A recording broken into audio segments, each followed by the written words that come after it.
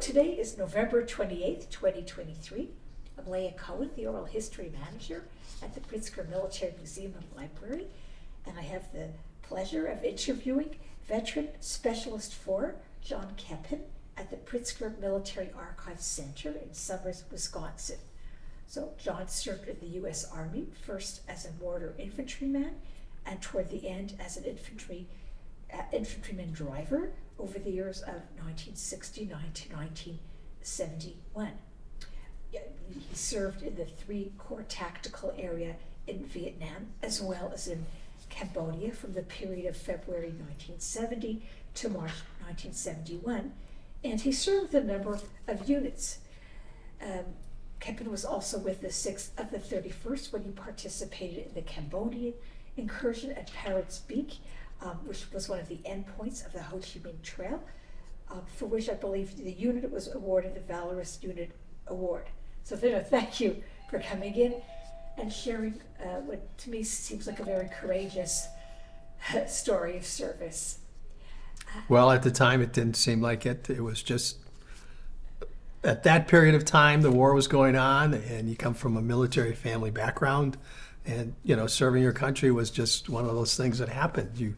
It's not something that I really wanted to do, but at the time, my circumstances, I ended up doing it. And at the time, I wasn't too excited about it, but now that I've done it and everything's worked out, I'm very proud that I did it. Yeah. Yeah. So do you want me to go in about where I was born? Sure. So going back to your background, where and when were you born? I was born in Milwaukee, Wisconsin. I grew up mainly in a housing project in Berryland. It was called Berryland on the northwest side of Milwaukee, and it was a housing project that was built for World War II veterans because of the lack of shortage after World War II. And my father was a World War II veteran. He was in the 82nd Airborne. He was a gliderman. And so I lived in a neighborhood that was a housing project with a lot of kids and a lot of families and their fathers. A lot of them served in World War II. And so it was really a wonderful childhood because we lived in these close proximity of courts, and so there was always kids to play with. There was a playground. We played baseball. They flooded the skating rink in winter, and so we would skate, and every family seemed to have kids, and we got along. And there was little competitives, and our fathers would play with us.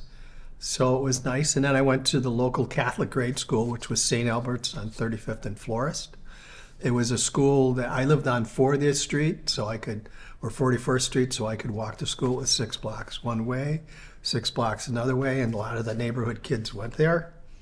And so it was a Catholic grade school. We had a big class, and it was nuns, and I probably, as I got older, was not one of the best students there. I was kind of a rascal. I come from a family of 4 boys. I don't have any sisters. I was the second born. And so after St. Albert's, well, actually my father finally used the GI Bill and we moved out of the project a little further on the northwest side. He bought a duplex. So we lived there. And I went to a junior high school, John Muir Junior High School in the northwest side of Milwaukee. And then became a sophomore. I ended up going to Custer High School. And I graduated from Custer in 1968. Which subjects did you like in high school, or were you still a rascal? No, well, I was just like most guys, I think, that hated school and all that. I had that attitude. Some people studied. I found out later in life I was dyslexic, so I was never good at math, and I was never good at English. But I loved history, and I loved art class, and plus I was physically, Phi Ed was probably one of the things because I grew up, we were always playing baseball, football, doing all those things you did back in that time when you were a little kid. You go outside and play till the sun went down, and then you went home and had supper. And plus I had 3 brothers, so we were always doing some kind of things. And so I graduated from Custer High School. I give presentations at Marquette, and my line is, I graduated in the 15% of the class that made the 85% look good. So I was in the lower end of the class, and at that time, in 1968, the war was going on. And so I wasn't really going to college at that time. And when you grew up, it was a working class, blue collar family. When you graduated from high school, the mission was, you better go out and get a job because you're 18 now, you graduated from high school, you're going to have to pay rent. If you want a car, you're going to have to buy it. you're going to have to contribute. And so after high school, a lot of my friends I knew from football teams. I played baseball in high school. We were on the championship team in '68. Some of those fellas got scholarships, and some of the people went away to college, but I didn't do that. I ended up going and getting a job at one of the local factories. I was working in a can company for all that time. And at one time, my mother always wanted one of us to go to college. And so the UWM had a program that was called Experimentation Program in Higher Education, which was for low-income families. And you would go in and take a test. And basically how you scored on the test, you would have this opportunity to go to college because it was for low-income and underprivileged. And I guess I qualified for that. I didn't know it. But I took the test, and they actually called me up and offered me an opportunity to go to UWM as a college student, which was kind of important at this time. This was in the fall of '68, and I didn't have a draft deferment, and I had taken my physical already. So when you turned 18, you registered for the draft. You would take a physical, and then I went in and I was classified 1A, which means I was physically fit for the military and that I was eligible for the draft. And so when I had this opportunity to go to college, I kind of jumped at it, even though I was working in a factory. I was still working in a factory, second shift, but I was going to be able to go to college. But one of the caveats was I could only take 9 regular college credits. I had to take 3 remedial credits, which would have been in English. And at that time, the draft system in Milwaukee were granting, this program managed to get us temporary student deferments. So I was classified as a student even though I wasn't considered going full time. So I started in January, and I was going to major in fine arts because I really liked art. And I did really well for that semester. I had a 3.25 average. But after '69, because of the casualties, the draft took my deferment away. So I was no longer a college draft deferment. And so a couple months later, I ended up getting another call. And so I went in and I was classified as 1A again. And when you're 19, you either got married, you joined the military, you might get drafted. The big thing was to go to college or to get a job that had a draft deferment. Some teaching positions and firemen and policemen, they were allowed to get draft deferments. One of the most interesting stories is my sister-in-law's brother, he worked for Honeywell. He got a draft deferment because Honeywell was a military contractor. So he got a draft deferment, but all he did was sell thermostats to buildings. So that's how the draft system worked. It was kind of a little rigged system. It didn't work, and it was all local board. Well, at this time, 19, I could feel the pressure. We talked about it a lot. When you grow up and you're in that age group, either the boys or girls, you'd hear the rumor, well, so-and-so got drafted or so-and-so went into the Army, so-and-so. So I was going to join the Army or join the service when I turned 19. Well, the Air Force had a waiting list. And if you didn't have a high enough grade point average, you weren't going to get in the Air Force. And everybody wanted to go in the Air Force because it seemed like a safer branch. And I wasn't going to go in the Navy because I'm not a swimmer. I don't like water. So I went down in July, in August, to the local Army recruiter, and I qualified to be a helicopter pilot. Not sure what that really meant at that time because they were looking for people to be helicopters. But I took some tests, visually in that, whatever they had, and I was able to qualify for a helicopter. And so I said, okay, I'll go. And if you signed up for a helicopter, it was for 3 years.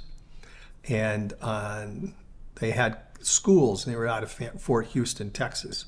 So they had certain schools as they went along. And so on September 19th, I was working at a can factory. I kind of quit my job. I said, well, I'm going to go in the service. And so I had a week to goof around with my friends. All we did was, played softball in some city leagues, go to the bars, go to dances. And so I left on September 19th, and the recruiter said, take your stuff along. You might have to go that day. So it was never really defined that I was going to go that day. And so when I went down on September 19th, I went to the sergeant and I said, okay, I'm here for helicopter school. I gave him my paperwork. And he looked at me and he said, well, helicopter school's not till November. You know, I was kind of stunned. What was the other guy telling me? He says, well, I think that class is probably full anyhow. I don't even know if you'll get in. So then I kind of said, well, I'm going to go home. Yeah. And he said, well, wait a minute. Because this is down, it was also draft day that day. So that's when the call came for the draftees to come in, which I didn't know about. You know, it was crazy. There were people going all over the place. You had military guys in uniform running back and forth. And so I just kind of said, what do you mean? He said, he went out of the room, he comes back, and he has some papers, and he says to me, I'll tell you what, if you sign up today, you can go in for 3 years, and you can pick the job you want. And, you know, I was 19, and I was really a smart guy, and I thought I knew what I was doing. And 3 years seemed like forever. So I said, no, I'm not, I'm just going to go home. He's like, wait a minute. And he runs back, comes back, and he says, you know what? You're going to get drafted in a month or two. I'll give you 2 years today if you sign up. And he says, once you're in the Army, you tell them you want to be a helicopter pilot, and they'll take care of that for you. Uh-huh. So I was thinking, well, okay, I guess I can do that. He's like, you'll get a jump start on your enlistment. And so I signed up for 2 years, and I called my folks, and I said, I'm not coming home. And my mother was very upset, and my dad, a World War II veteran, said, I'll come and get you. I'll drag you out of there. I said, Dad, I'm just going to get it over with. There's too much unknown. You know, at that time, if you went and applied for a job, they'd ask you what your draft status was.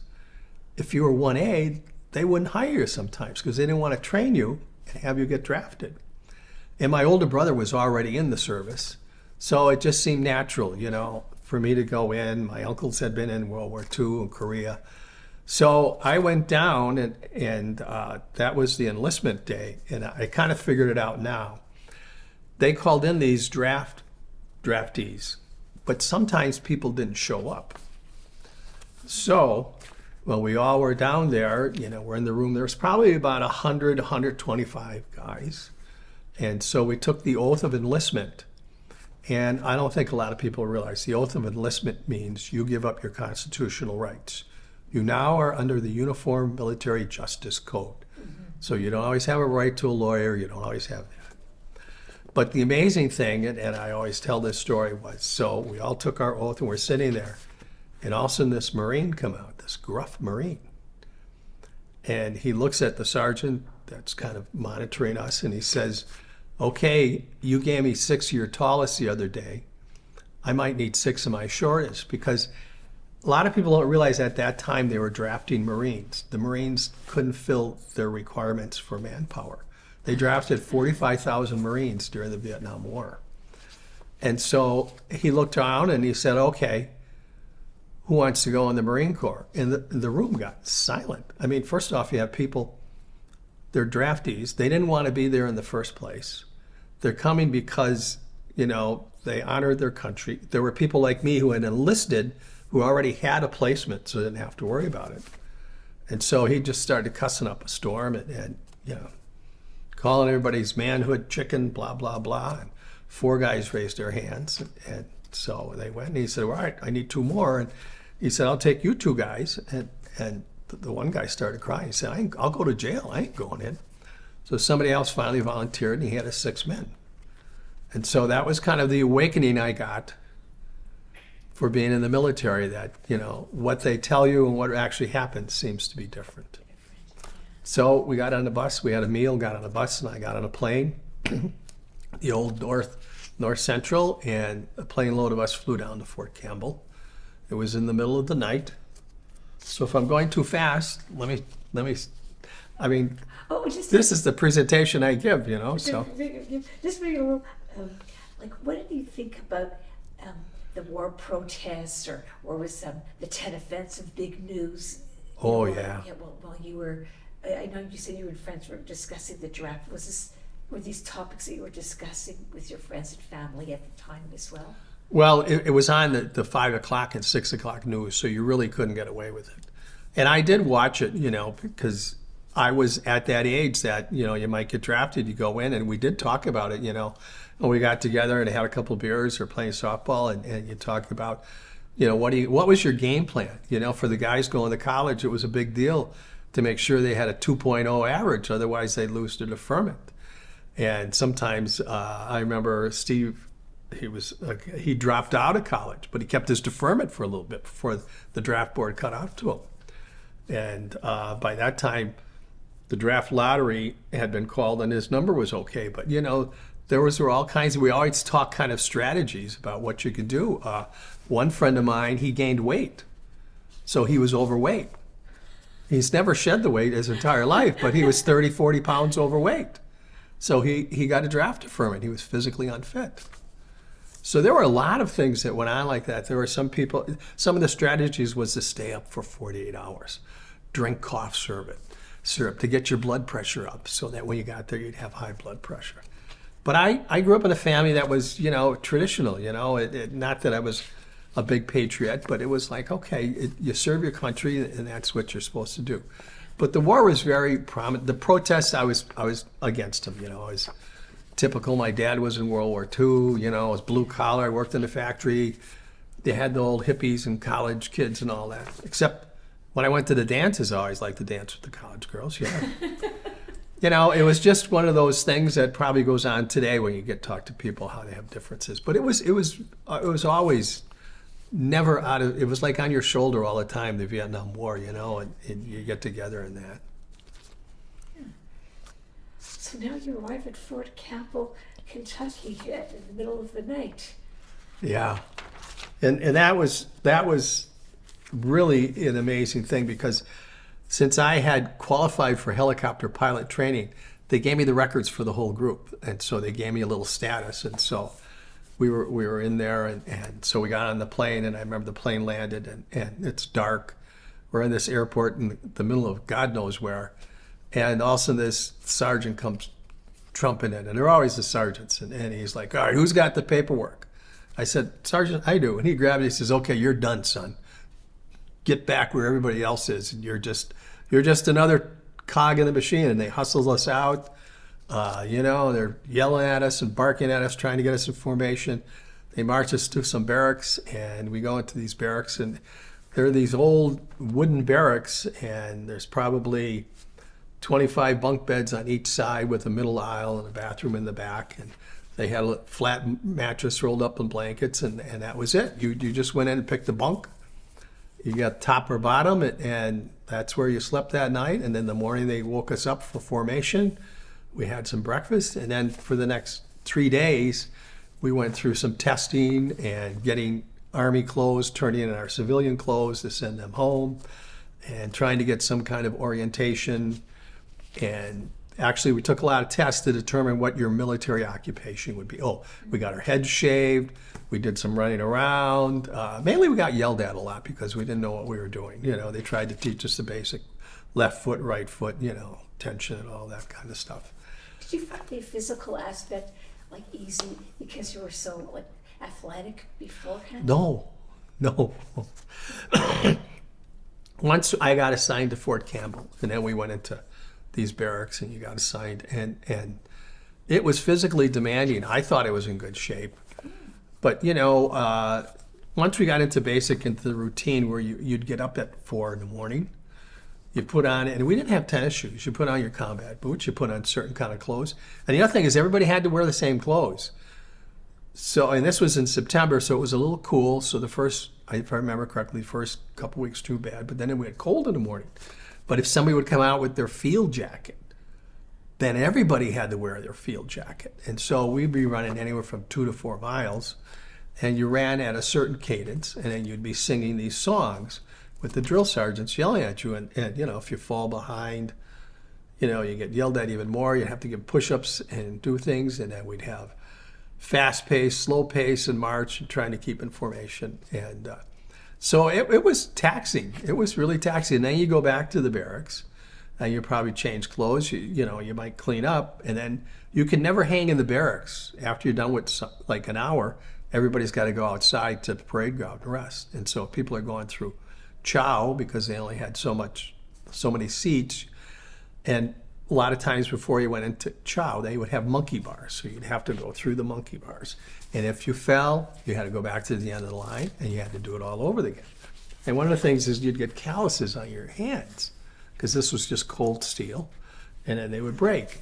And like the first time we went, you could go through the monkey bars once. And then like second week, you'd have to go through once, turn around and come back. It got up to you had to do it like 3 or 4 times. And if you failed, you had to go back. So a lot of physically taxing because you do the run and then we have physical training and then we'd march sometimes to wherever we were going to do training, whether it's on first aid or firearms or learning how to build bunkers, all kinds of things like bayonet practice was always one. And at the end of the day, you're always pooped because you were constantly moving. And if you weren't moving, you were rested. It was to hurry up and wait. You'd wait somewhere, And then sometimes you got driven by cattle trucks. And these cattle trucks were just big 18-wheelers. There was no tops. You just had sides. And if it was raining, you got wet, and you get cold. And you had to pack everybody in. And it wasn't like they had seats. They had this thing that, they'd be like, there's no more room. And the drill sergeant would yell out, okay, nuts to butts, drive on. And you start marching to the front of the truck till there was enough room for everybody to get in. And it was dirty and dusty. And it was demanding. But after a while, you kind of felt it. You could do it. The sad thing was for guys that were overweight, they really drove them. To give you an example, is if we were marching through a part of the base that had barracks and they had streets, it's like a little city. And then the road guard would have to run out in front to stop traffic as we would be either marching through or we would be double timing through or anything like that. So they always picked a heavy guy to do that. And I remember one time where this guy collapsed. Wow. He's in the middle of the street and we keep moving on because once did the road guard go out and stop traffic, we'd go by, they would have to run back up to get up to the front. So it was like pushing and this guy collapsed and they were just yelling at him, screaming until he finally got up. And he got up and he survived. He survived, We did have one suicide in basic training. A young guy that came from Milwaukee, he should, in my opinion, should have never been in the service because I remember him at the airport with his family. He was such a frail guy. And his family, his mom was there, and it must have been first generation. And he couldn't handle it. It was physically, he probably weighed 110 pounds. But they were drafting everybody at that time. A lot of people don't realize that. Before the war, let's say you had to have at least about a 95 to be drafted, mentally capacitated. Or maybe it's about 80 something. They dropped it down to the low 60s towards the end of the war because they had to take anybody they could get. So he ended up going AWOL and got caught, and then he ended up committing suicide, which was sad. When in the service, I experienced 2 suicides, so that's further along. But so we got through Fort Campbell, you graduated. But getting to the physical, like you say, after it was 2 months, so you're talking 8 weeks, you're feeling really tough and strong. That was it. You could do whatever you want. I was a badass at that time. I know how to train kill with hand-to-hand combat. I got bayonet skills, all these things that they grill into you. And then you got your MOSs, which are military occupation, like a couple days before. And on mine, I scored high for military policeman. Second one was medic, and then the third one was infantryman. And they had a couple other that were down. But the thing was, at that time, they needed infantrymen. So me and probably half the class, especially people who hadn't signed up for 3 years or 4 years, because we're all mixed together, draftees and enlistees. And so I went with a bunch of guys, and we took a bus.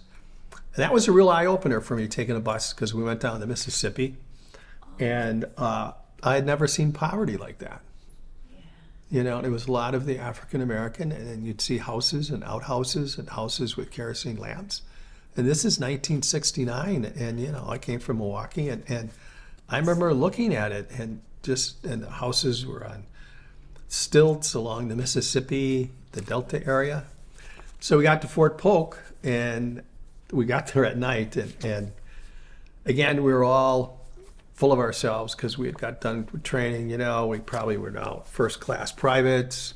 We had our sleeves, and we were thinking we were really kind of military people. We were badasses at this time. And then we pulled into Fort Polk late at night, and as the bus pulled in, the headlights hit this huge billboard.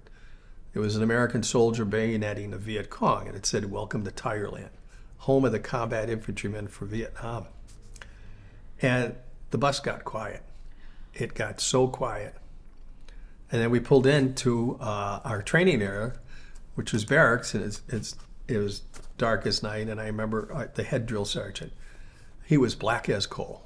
He was black as coal.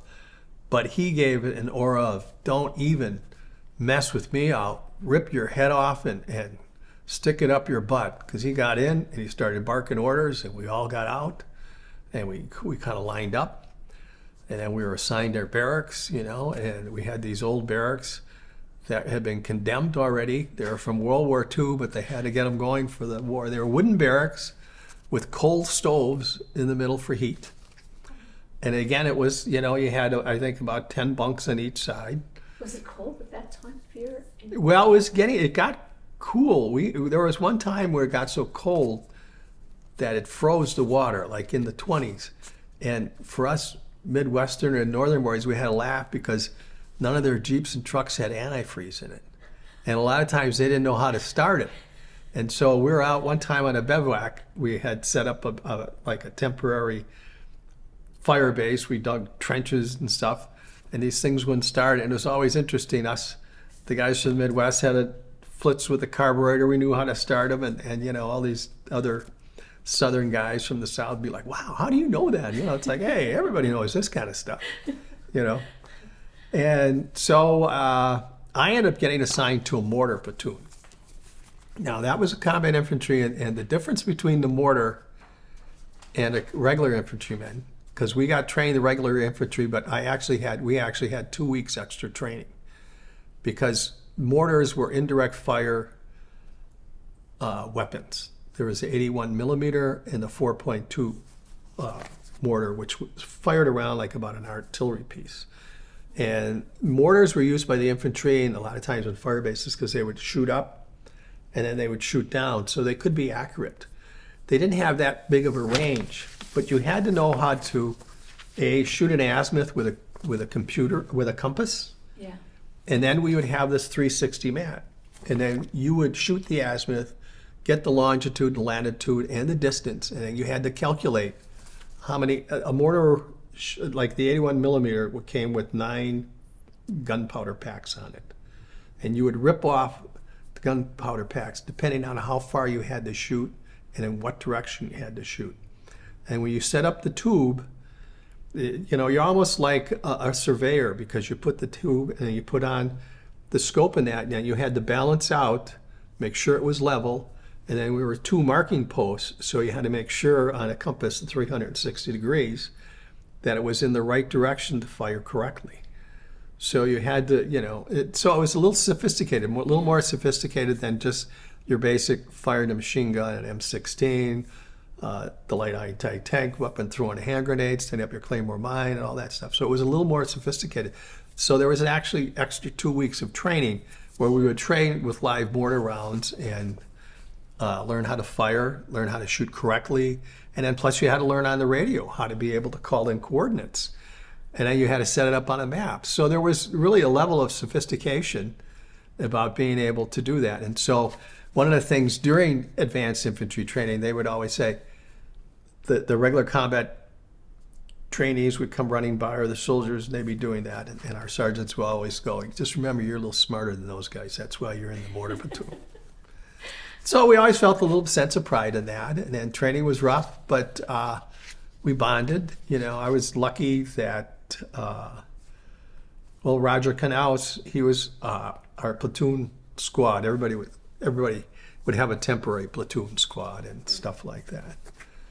But one of my biggest regrets in AIT was, after we'd done the training, one day the captain called in 4 of us, and he'd offered us an opportunity to go to West Point, but we'd have to take 1 year of remedial training, and you'd have to take another year extra to be in the service. And then if you failed, you still had to do the extra year. And then we all declined. All of it, most of it, 3 of the guys were draftees, and it was just me and really some smart guys. A couple of them were the squad leaders. And then it was officers candidate school, and we're like, no. And then it was like NCO school. It was called Shake and Bake, where you went for a 16-week course and you came out a sergeant.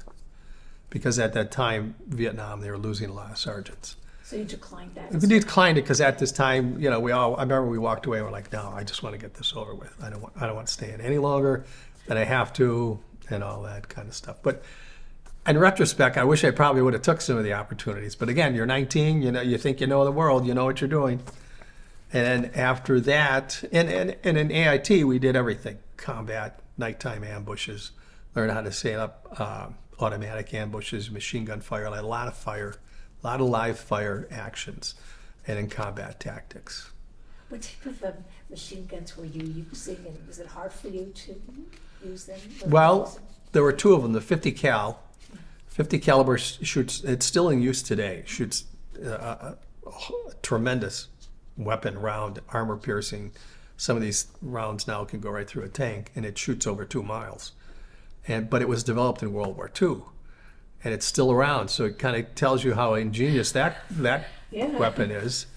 And but we wouldn't have that. Would be more on armored personnel carriers or a certain type of gun crews. But we used the M60, which was a standard 7.6 NATO round, and then we had the M16, which was a 5.62, and we trained on the Colt 45, which is really funny because you train to get expert. So, during your training, you probably went out to the firing range maybe 10, 15 times, just whether you become marksman or that. I became marksman. And the interesting is when I was in basic training, I trained with the M14, which was an older weapon. And by the time I got to the advanced infantry, they weren't using it anymore. But the caliber 45 pistol was kind of a funny. I remember it was a rainy day. We went to the range, and it had this biggest kick in the world. And we only went there one time. And I remember firing the pistol, it coming back, hitting me smack dab in the face. And I got my helmet on, and I was not alone. A lot of us did. And I remember after it was all over, I don't know how many rounds we shot. We all got to be not expert, but we got to be marksmen, because as the drill sergeants or the guys that ran the range, because there were always range, they had drill sergeants that would run the range, and you'd go out to them and they monitor. They said there's probably 10 of you that probably hit the target. The rest of you just missed it, because it was such a powerful weapon. It had this kick. You'd fire it, and it was hard to squeeze. But they always said if you have down to the 45, just throw it at them and run, because you're probably not going to hit them anyhow. They had a lot of these little jokes, but a lot of times when you went to the ranges, you march out to the range. That might be your whole day, is marching out to the range, get trucked to the range, and just going through. One of the things they taught us was how to shoot with your eyes open. It was called quick kill method. And so we would go, and there was a couple of days, you go on the range, you'd get a BB rifle gun. And you'd have a plate, about a 6-inch plate. And one guy would throw it up in the air, and then you would shoot at it with both eyes open, because you'd be pointing. And the reason they taught you that tactic is because in Vietnam, most of your contacts were very close because of the terrain, whether you're in the jungle or that. You don't have this, like in movies, you see the guy over there and I can shoot him and maybe he's 50 yards away. It doesn't happen. And plus with the M16, I remember one sergeant talking about the M16 at the range, that a lot of these sergeants were all sergeants that had served 1 or 2 tours in Vietnam, and now they were stateside. But they were going to become career soldiers. And this one talked about how he had hit an enemy combatant at 75, 100 yards. And he said the guy got up and started running again. So he just said, the M16 is not your long-range rifle. You just got to be in close, And then we'd have where you'd shoot fully automatic, and then you'd put on semi-automatic. But what I learned in Vietnam is never to use fully automatic, because once you burn up your ammo, you're out of ammo. And a lot of times you're in these remote areas, so. Needed. Well, and that was once all this training they taught you, and then you got to Vietnam, and things changed because then you learned how the real stuff works. And some of the training helped, the discipline helped, and the tactics. But what they always taught you to do, always, you know, a lot of times they would say, if you get in contact, get an ambush, stand up, get on line, and walk to the fire. Well, no, that didn't work. Guys would get shot. I mean, they did do it actually a couple of times, but when you got savvy, you'd find cover first. And you want to find where the enemy is. Start shooting before running to the fire, as they, you know, they would say. Right. So in some ways it prepared you, in some ways Yeah. not Yeah. so much. Yeah. When were you notified that you would be deployed to Vietnam? Like, at what point? Probably the last week or the last last week we got our orders. And out of the company that we had there, and I think it was probably maybe, I'm trying to think, there was $10, so it's 20, 20, 40. Probably out of 100 of us, 90% of us went to Vietnam. A lot of the guys that didn't, one guy went to Germany, but he was first generation German. He knew how to speak German. So he was gone there, and a couple other guys had somehow ended up going to a different course, but most of us went to Vietnam. And like I mentioned, Roger Knaus, he was in my squad. We ended up being in the same company when we went to Vietnam. And so we got about a 20-day leave. And so we all kind of went our separate ways. I ended up driving home because in this mortar platoon, there was about 6 of us. And I have a picture of us from Wisconsin. And so we got to go home at Christmas for like 4 days. And he drove his car back, which was not supposed to be allowed. And I remember his name was Greg Blunt, and he drove his car back, and the sergeant and everybody they were having a hissy fit because they didn't want guys to bring their cars back. Where are they going to park them and all that kind of stuff? And he had this really nice car. And I remember when he drove it back, and we're looking at him, we're going, "What did you do?" And he goes, "Well, what are they going to do? Make me drive it back?" You know, it was one of those things. He was smarter. Some people learned to adapt to that, you know. And so he kept his car, and then we ended up driving back. And that was another story about, we'd stop for gas in this little town in Louisiana, and I had to go to the bathroom. And it's a little gas station. I'm walking around. I finally went in. There was like 1 gas pump or 2 gas pumps. There was this old lady. And I said, "Excuse me, ma'am, do you have a bathroom?" He says, "It's around back." And I went around back, and there's just a door. I said, "Well, I don't see this name on it." She goes, "Well, we don't put the name on it because we don't want any colored folks going in there." And I'm thinking, I remember telling Greg when we got in the car, I'm like, "Do you believe this?" And he's like, "Yeah, I really don't believe this." But this was like in rural Louisiana. And again, that was a real culture change for me. I mean, not that I was Mr. Diversity, but I grew up in a housing project. So we did have African Americans, and went to Custer High School. It went out a large part, but, you know, played sports, and there's a couple of African Americans. So we got along. We didn't mingle and all that. I mean, everybody had their separate crowds, but there was a tolerance there. So we got our leave. I went home and spent my 20 days, you know, they tell you to get things together. Yeah, in fact, one of the things they asked us last week is you'd make out a will, because if you're killed in combat, your parents would get $10,000. I mean, things that you think like, wow, a will. And so you would make out your will, and then you give it to the Army so they would have it on record. And I tried to, you know, I meet up with some of my friends, and you know, I had the shaved head, so I stuck out like a sore thumb that I was in the military, and my family and that got together. One of the saddest moments was the night before I left, was my dad gave me a hug, and he said he wished I wouldn't go. And he had never expressed that to me, never. Yeah. And I felt so bad because he was in the 82nd. He was in combat World War II from 42 to 45. Wasn't gliders particularly dangerous? Yeah, I've gone to see a glider museum up in Ironwood, and I looked at it, and I'm like, oh my God.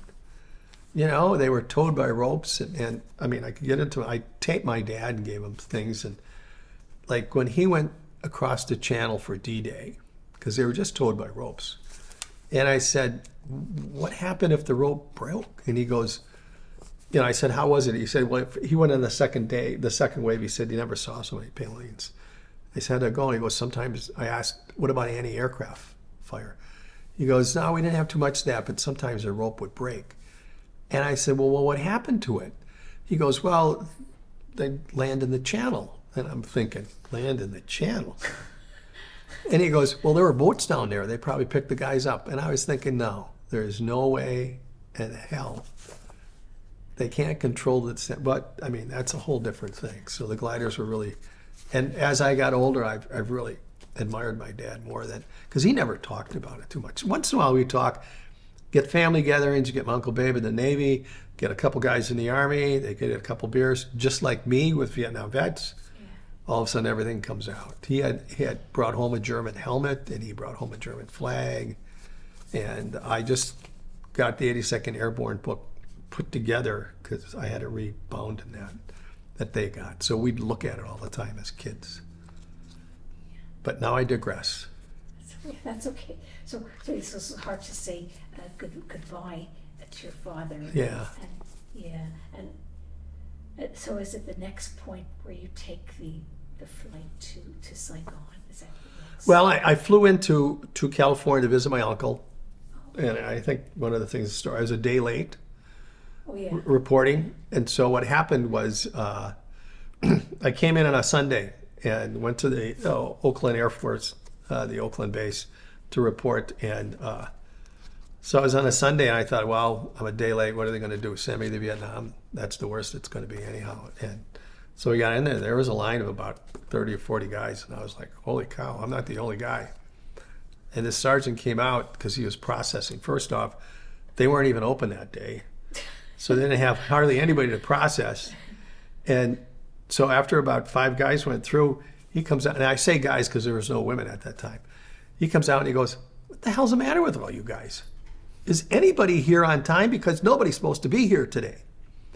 And he's all looking at, so then he finally started sorting us out. He said, all right, who's here less than a week? And some of the hands would go up and they go, less than 2 weeks. Okay, a month. Then it went to 6 months. And then it went to a year. And we all moved off to the side, and there was one guy still standing. He had long hair on, he had the beads, he had bell bottoms, tie-dyed shirt, and a beard. And the sergeant walked up to him, and he's irate, and he's like, son, what are you doing here today? You're making my life miserable. You know how much paperwork I got to do? Why are you here?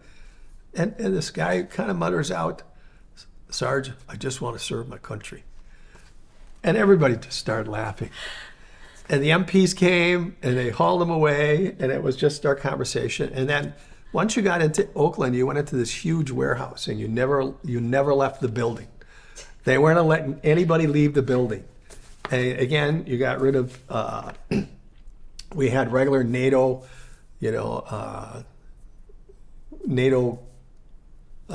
military clothes, They weren't tropical. So we turned in our uniforms, turned in our Class A's. We had our dress uniforms. We turned out, and then we got all the new stuff, the jungle fatigues and all the kind of equipment. And then you just kind of stayed in the building. And they had some bunks. You could try to sleep if you wanted. Make sure you get all your shots. Make sure you had your will taken care of, next of kin. Any kind of paperwork that needed to be done was all taken care of. In this huge complex, and you were just following these lines all around. And then late that night, the plane came, and then we went to Tonsanute Air Base and got on the plane, flew to Hawaii, had to stop there, and then flew into Saigon. And so when we flew, some of the guys bought rum in Hawaii. So they were drinking, having a good time, because it was about a 12-hour flight from Hawaii. Yes. And I remember as we got, it was bright, and the pilot came on, and the stewardess were all nice because they knew where we were going. And so all of a sudden it was bright, and the pilot kind of got on the intercom, and he said, okay, take a look at it. There's Vietnam outside your left side. We're going to go into a dive because we don't want to get hit by any enemy fire. And all of a sudden it was like the plane got really quiet. And then we landed. And I think you had the question, when did you really feel I am really in Vietnam? We landed, you could look out, and there was such a hubbub of this air base. Tonson was a giant air base. And there's planes, and there's trucks. You know, it felt like going to O'Hare. There was so much activity going on. Jeeps driving by 3/4. You could see jets going off, helicopters. And as soon as the door opened, the air that came in sucked out of your lung. It was so hot and humid. And I'm sure you talk to any Vietnam vet, because I've heard this all the time. We always go, man, as soon as they opened that door, you started sweating. And it was like the door popped open, you started sweating. This sergeant comes in and he says, all right, listen up, because officers were in the front.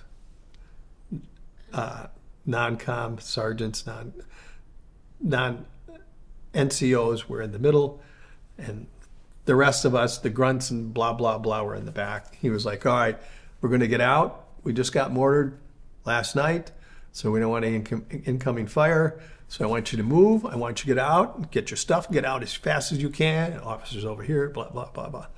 And so that was the shock. It's like, we're here. Nobody's saying anything. Everybody's getting up and moving out and going. And as soon as you got down on the tarmac, the sun was beating. It was like probably 10 or 11 o'clock. It was hot. And again, you could smell jet fumes. You could smell the rot.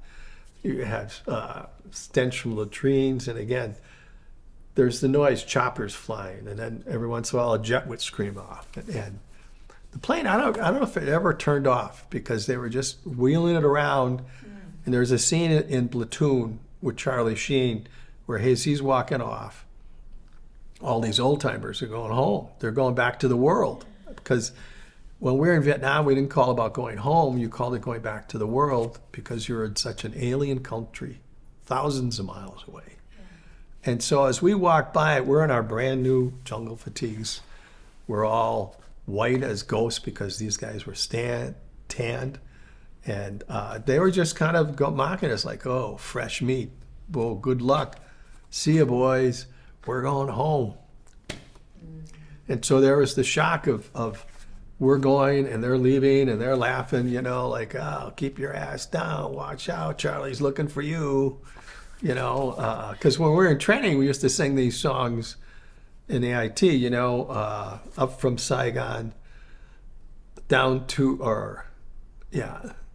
up from Xi'an down to Saigon. You lose a lot of men along the way. Late at night, Charlie comes a creeping, and, you know, bayonets are slashing, mortar rounds are crashing, jungle streams running raw with blood, Vietnam. And so you had this whole thing. And so as they're coming off, that realization came. And then you went to just a place to sit down. As they unloaded the plane and got your stuff, then they put us on buses.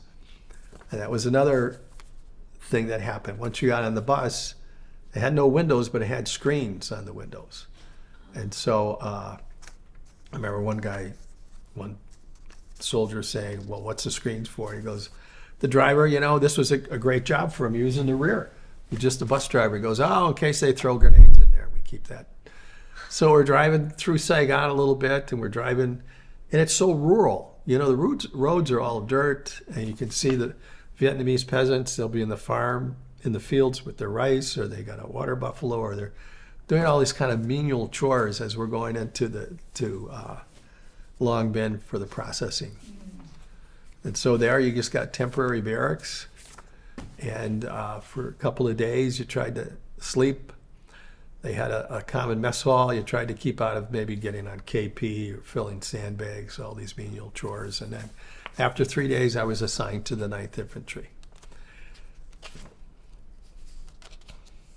Were you assigned right away to like the 6th Battalion, the 31st Infantry, the 3rd Brigade? Like, was that, like, did you get that specific assignment? Yeah. Right away? Yeah, because it was the 9th Infantry, and at that time, President Nixon had sent some troops home. I mean, the 82nd Airborne had gone home because they were there just for the Tet offenses. And with the 9th Infantry, there were 3 brigades, and they sent the 1st and 2nd one home. But the 3rd Brigade was still there. And so I was assigned to the 9th. And so it was one of the funny things when we got on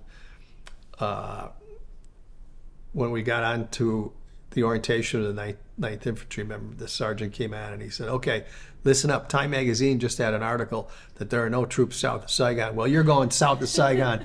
And so don't believe what you're reading in the newspapers. You're going to the southwest side of Saigon.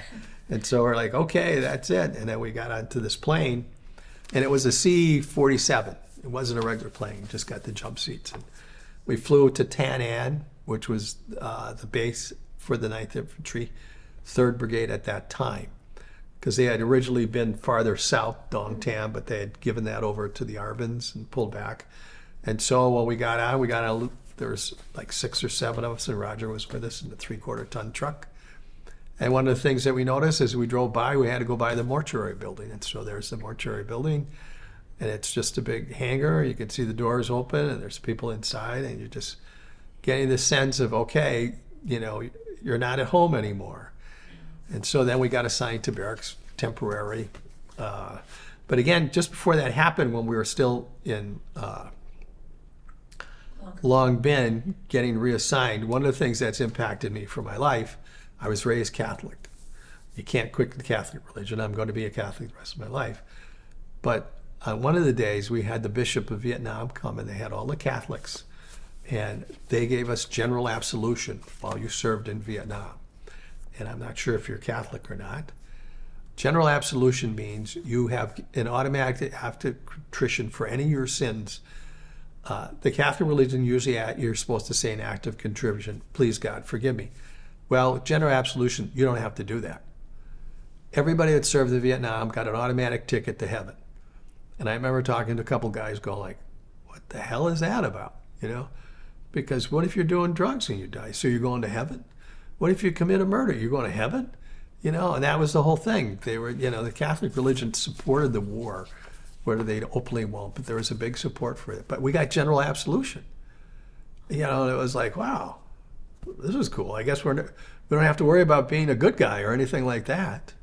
Yeah, because they felt the good deed was participating in the war. Well, yeah, we were fighting. We were killing communists. We were killing commies for Christ. I had put that on my helmet once. And that was basically it. We were killing the pagans.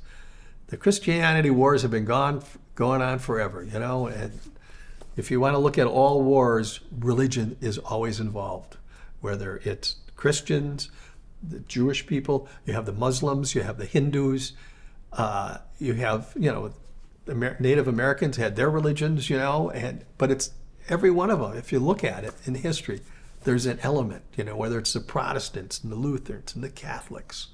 God knows they've been at war forever. So we got general absolution, and so at that time, I'm a Catholic in name, but I'm not a practicing Catholic, and that I never forget that. No.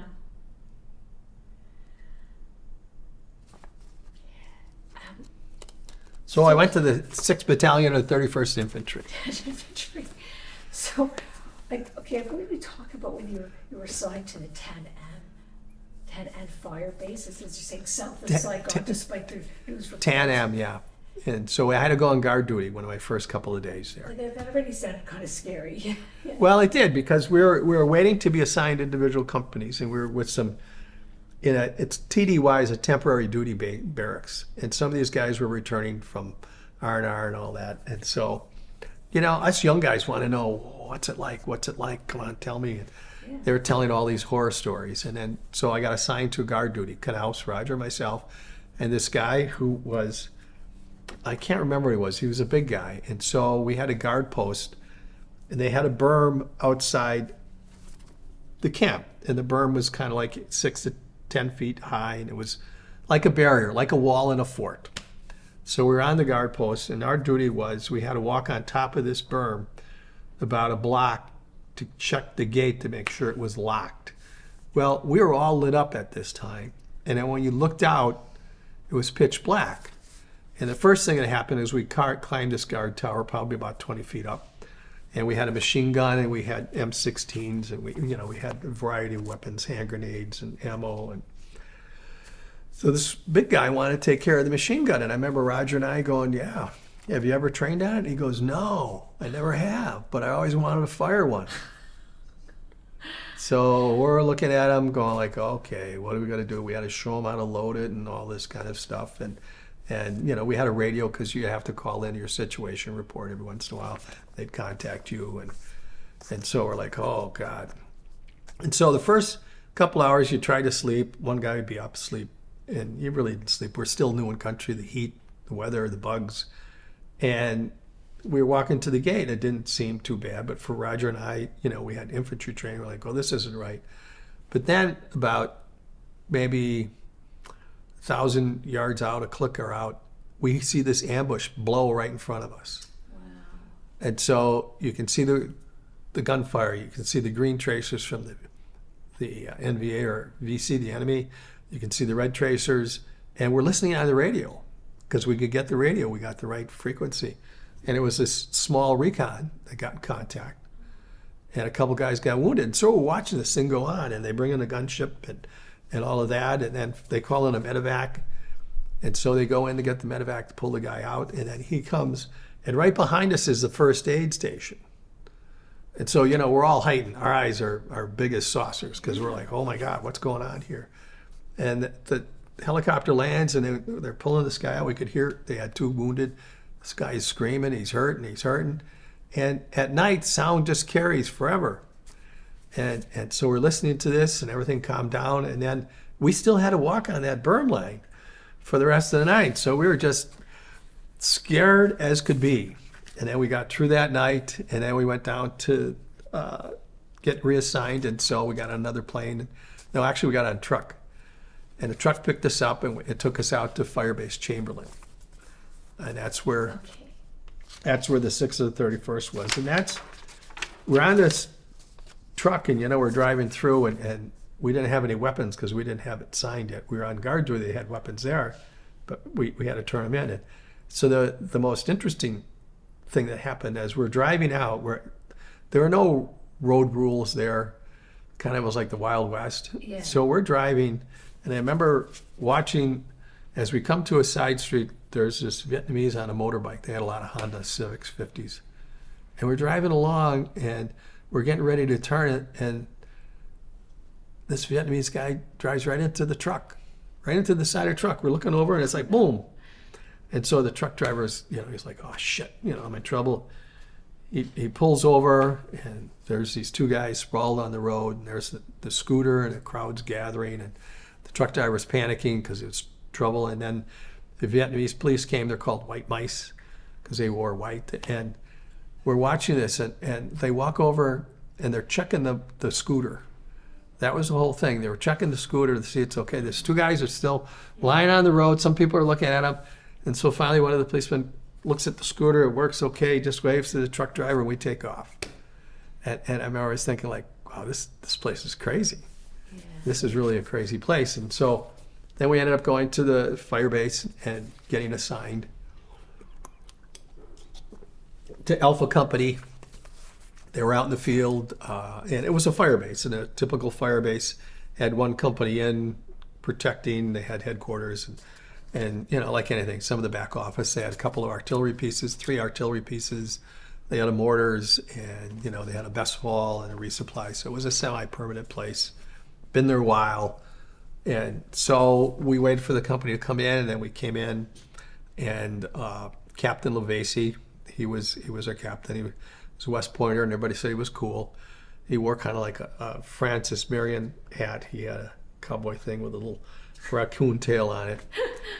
And so some of the guys got assigned to infantry, and Roger and I got assigned to the mortar platoon, which surprised us because usually the older, being in Vietnam on your months was like seniority. So if you had 10 months in Vietnam, that was like, well, 20 years in the workplace, let's give you an easy job. And so they had some older guys that were running that platoon, but they were mortarmen, but the captain said, I want to assign you guys to mortarmen because I need mortars. And he was trained as a mortarman, so he knew how valuable the mortars were.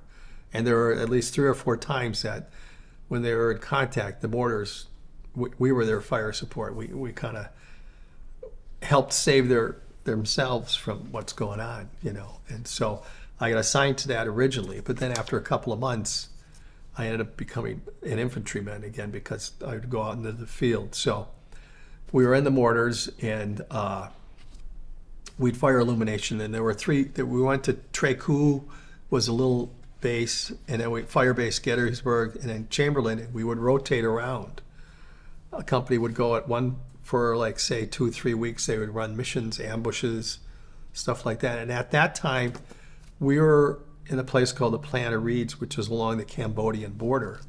It's a Somebody just asked a little bit of geography, but Fire Base Chamberlain was not near the No, Plain of Reeds. no. But later, the Fire Base Gettysburg, right, was closer. Yeah, that was right on Yeah. top of the Plain of Okay. Reeds. But the base camp was at Ben Luck, which is actually, it's kind of a river town. It's not a place, but it was at the junction of the Vamco Tray and the Vamco Dang rivers. And there was the Ben Luck Bridge. Oh. And so that's where the brigade headquarters were, or the 6th of the 31st was, because the Yeah. 9th was on Tanam, but the 6th of the 31st, their headquarters were there. So they had, barracks and the medical corps and headquarters and resupply and trucks and engineers and they were all there. And then you'd come back to that place on your rotation to get resupplied, get everything. But then you'd go out to the 3 fire bases. So for the 4 companies, you would rotate on a basis. And the battalion had 5 companies. And the 5th company was your recon units, and it also was your heavy mortars, which was the 4.2. They weren't as mobile, but the 81 millimeters, which we used, you could carry the tube and the plate, you could carry it out to the jungle on a platoon or something like that. But the 4.2, you couldn't. It was just too heavy, too big and too powerful. So something that you talked about in the interview at the Wisconsin Veterans Museum that I wasn't clear about was like the decision making, like when to use the mortars, when for illumination, when the artillery was sufficient, like how did that work? Well, it all depended on the situation. Like for nighttime illumination, mortars were used a lot Okay. because of the short range, and the mortars were used for around the fire base. So let's say we had a range of 5,000 meters. What we would do, and they would do that to keep the enemy off guard, because if the nighttime illumination comes up, you could maybe see where they are, and you didn't want to do it on a regular schedule. And so the other thing is, once in a while they had this called interdict fire, where you would fire high explosives at certain predetermined targets sometimes during the night. Now the artillery did the same, but the artillery could go out 12,000 yards to 15,000 yards. And they were usually used for contact. And there's a little difference when an artillery round fires, it goes on a trajectory like this. It kind of goes on like a bell curve type thing, where the mortar round can go up and it comes back down. So sometimes it's a little more accurate. You can get a mortar round closer. The 81 millimeter had probably a killing range of 25 meters, whereas an artillery round would have maybe 50 to 100 meters. And there was at least 4 or 5 times where we were called in when they had close contact. At Gettysburg, it happened a number of times that there was one that we fired all our ammunition up. And the plates, you have a base plate, but every time you fired, it would go on the ground. And since the ground was very porous, I mean, it got to the point where we were dropping rounds and the tube was here. And it was going out. You had to protect your ears because when it comes out, there's a big concussion. And so that was the difference between mortars and artillery. And so the mortars were very lightweight. You could use them around. And so at Chamberlain, we would do that. But when you went to Gettysburg and then towards just before we went to Cambodia, they needed more bodies, and some of the older guys came in with the mortars. And so Roger Knaus and I and Mundo, we would end up getting attached to the infantry companies, and we'd go out on missions where we'd actually go out, set up ambushes, and go on 1 or 2 or 3 day missions and basically what we would do, our job was to interdict the enemy coming from Cambodia to Saigon. So we would look for trails, we would look for caches, rice, whether it was weapons, rice, or hospital supplies, or we would look for bunkers. And so a lot of times there was, it's almost like a highway. They had certain routes they would come down, plus there was canals. The old French had built canals and they'd come on sampans. But they would have stopping points where they would spend the night, get some rest, and maybe go along. And so the area we were in was a lot of streams, canals, and little things. It was a very wet area. And so we would call it blue, and we'd set up these things. There were times when we'd be sleeping, you'd have your head above the water because there was water all the time. Was this in both areas, like both the Plain of Reeds, the area that was close to the Plain of Reeds, as well as near Fire Base Chamberlain, or did it vary? It varied because sometimes there were swamps, and it's just like you could say now, towns will build up, but in the swampy areas they're not going to build. But as you got closer to the Plain of Reeds, because when the tide came in at night, the water levels in certain areas would raise a couple inches, and when the tide went out, the water would go down. And so there was a lot of times when you're in the mud, and that was one of the things that you never went out more than 7 days because you would be always wet and your feet would get trench foot or you'd get jungle rot, you got ringworms. And there were a number of drownings and things like that crossing streams. I remember we had to cross a couple streams and you string a rope and you're under the water and you're just kind of walking. Yeah, and so that was always a big thing, drowning. That was something you had to worry about. And Chamberlain was on the banks of an old French canal. I see. Yeah. Because at that area, there was a sugar mill. At one time, they were doing a lot of sugar cane. But once the French and we were there, that all those crops kind of disappeared and it just grew. But there was hardly any trees because of the water. And yet, then there were areas because we were working with the Brownwater Navy too. Yeah. So sometimes Ben Luck was a small village of 600. They had a small naval base. They had PBRs and tangos. And tango boats were like little miniature landing craft where the ramp would go down. And they had armor. They'd have a couple 50 cals and maybe a 30 caliber machine gun. Maybe they have mortars that could shoot. And then you have these PBRs with patrol boats and sometimes smaller. And they would drop us off and pick us up. And the banks there was a thing called nipopalm, and think of a palm tree that just has no trunk, it just grows up. And they would drop us off, which was always horrible because you would get out and sink in the mud to your knee or something like that. You usually had to slither till you got to some solid ground.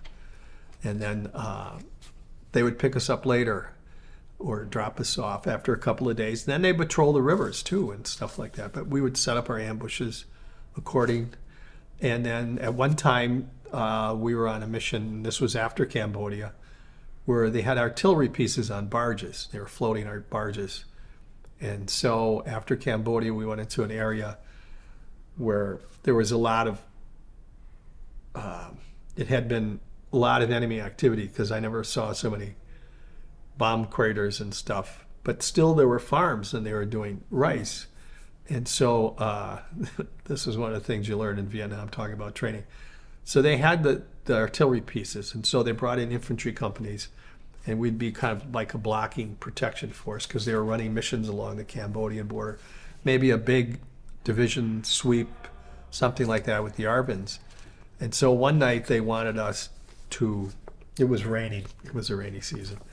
And what they wanted us to do was go out in platoons, set up your ambush site, and after a couple hours move and set up another ambush site because it was suspected of enemy activity. And it wasn't trees, but it was just swamp, elephant grass and stuff. And so we were supposed to move like 4 or 5 times, which is, you never get any sleep. You can't set up your stuff. It's totally dark. I mean, it's pitch black. And we stopped doing it after the point man, he was walking and he hit a B-52 bomb crater, which was full of water. So you're carrying your gear. He went way straight down. And a 500-pound bomb crater might be 10 to 15 feet deep. And he scrambled up. We got him up. And, we were going to go again. And another guy didn't fall all the way in, but he almost fell in. And finally the sergeant said, enough of this. This is bullshit. We're not doing this anymore. So we set up our own little spot. And then we just called in false coordinates. We knew where everybody, because we weren't going to walk around. No sense somebody drowning because, Yeah. when that guy went down, it's like, it's pitch black. Where is he? Where did he go? And I was at the rear, and they finally, 2 guys fished him out because he kind of was crawling up the thing, but he had his gear on, and it was like, this is crazy. You mentioned at different times, like becoming savvy, like no point go walking to neck-deep swamp water when the enemy was more likely to be in a drier place. Yeah, that was later when it's Way later. 25th. I Okay. saved Yeah. Blade. We're in the swamp, and we were out because it was New Year's Day, and we were supposed to protect. And so we're in this swamp, and there was Blade. We all had nicknames. I was Crusher because I was from Milwaukee, the wrestler. We had Blade, who liked to walk point. We had Zookeeper on the machine gun. We had Chief. He was a Native American. Anyhow, we're in this area where we're supposed to be finding Vietcong. Well, it's a swamp. It's full of swamp, and there's creeks. And Blade was walking point, and all of a sudden he fell into this. It was about as big as this room. It was like quicksand. It wasn't water. It was just this muddy, muddy thing, and he was up to his neck. And Lieutenant Stockdale didn't realize the situation, and we had dropped our packs because it was like, we can't go on any further. And so I kind of went over, and Blade was sinking. He thought he was going to die. I talked to him years after, and he was like, you saved my life. I found a log. It was like an old palm tree type log. I threw it on there. I straddled it. I grabbed him, grabbed this pack, and he could get on it. And we pulled him out. And it was just this pit because there was sinkholes and stuff like that. And we're sitting there, and Lieutenant, he wanted to follow orders. We're like, nobody's in here. Charlie's not. Do you think Charlie's going to be out here walking in the swamp? He's going to be on high ground. I mean, so we ended up pulling back, finding some solid ground, and then we rested that night. And the irony of it was because we couldn't figure out on the map, it didn't look like a swamp, and so the rear headquarters couldn't figure out what we were talking about. They said we were wrong, we were lost. So we called for some artillery marking rounds where they shoot an air burst, and you take your compass and you go there, and then you go there, and then you got it to the point. And we knew where we were. Yeah. And so when we walked back to the base camp, they actually came back to us and said, where were you guys? You guys were lost. And we're all muddy, and we're looking, look at us. Take a look at us, will you? You know, and then we were like, we'll take you back there. But, you know, that's the irony of war. They, for whatever they saw and what we saw was totally different. Yeah. So getting back to you were with the earlier unit. With the Brownwater Navy. Yeah. What was your particular mission, like, so when you were working with them? They would drop us off at points where they thought the enemy would be coming, you know. So we were it was a lot of booby traps. We ran into a lot of booby traps. Yeah. We would get in some contacts, some firefights. We'd fight, you know, it never went along, maybe an hour or something, but it was always dark. And, you know, we never got ambushed on that, which was kind of nice. Some of the other companies, Delta Company was always getting ambushed. But the thing is, we would be walking in areas, and there was always booby traps, you know. One of the things I always talk about is, I know I'm lucky to be alive because there was at least 2 times I should have been dead, and one of them was walking point, tripping a booby trap. That was a dud. I might not have been dead, but I probably would have been seriously injured. And I walked by it for a while. Finally, they said stop, and I was like, what? And the third guy or the sergeant said, you know, it's like, Koeppen, come back here, look, and they showed me the booby trap, and they said, we got to change because there's booby traps in this area. There's going to be more. Probably. We just kind of look for signs. You try to stay off trails. Anytime you were by water, you knew there was a chance that you might run into the enemy because the enemy needs food, water, and shelter. So, you know, sometimes when you're out in the middle of the desert, you know they're not going to be there because there's no water. If it is, they got to carry it. But we did a lot of that, and so it was called blocking. A lot of times we did blocking missions. Go out there, search for the enemy, try to block and stuff. And then Cambodia came, and we were out at Firebase Gettysburg. We got picked up, and everybody went to that firebase, and that's when I always say that was my Hollywood war. That was it. That was just like in the movies, because the night before we went in, the Arvins had gone in. This was in May. The Arvins had gone in. It was part of the Cambodian incursion. They had been in a couple days earlier, and we had been on the border. And that's one of the things with the That's when I really experienced the B-52 strikes. They were called arc lights, and So how did you experience that? Yeah. well, we're in the planar range, so it's flat, Yeah. not many trees, and so 1,000 meters ahead of us is the Cambodian border, and what we're trying to do is stop any of the NVA who's trying to escape the invasion from coming into to Vietnam Yeah. to escape and avoid detection and avoid contact. And so we're this blocking force. And so one night we're out there, and all of a sudden we're watching on the horizon because we're always looking towards the Cambodian border. Mm-hmm. And all of a sudden we see these flashes, and they're almost like fireworks, huge flashes on the horizon. And you hear the sounds, booms, and all of a sudden you actually could feel the ground tremble.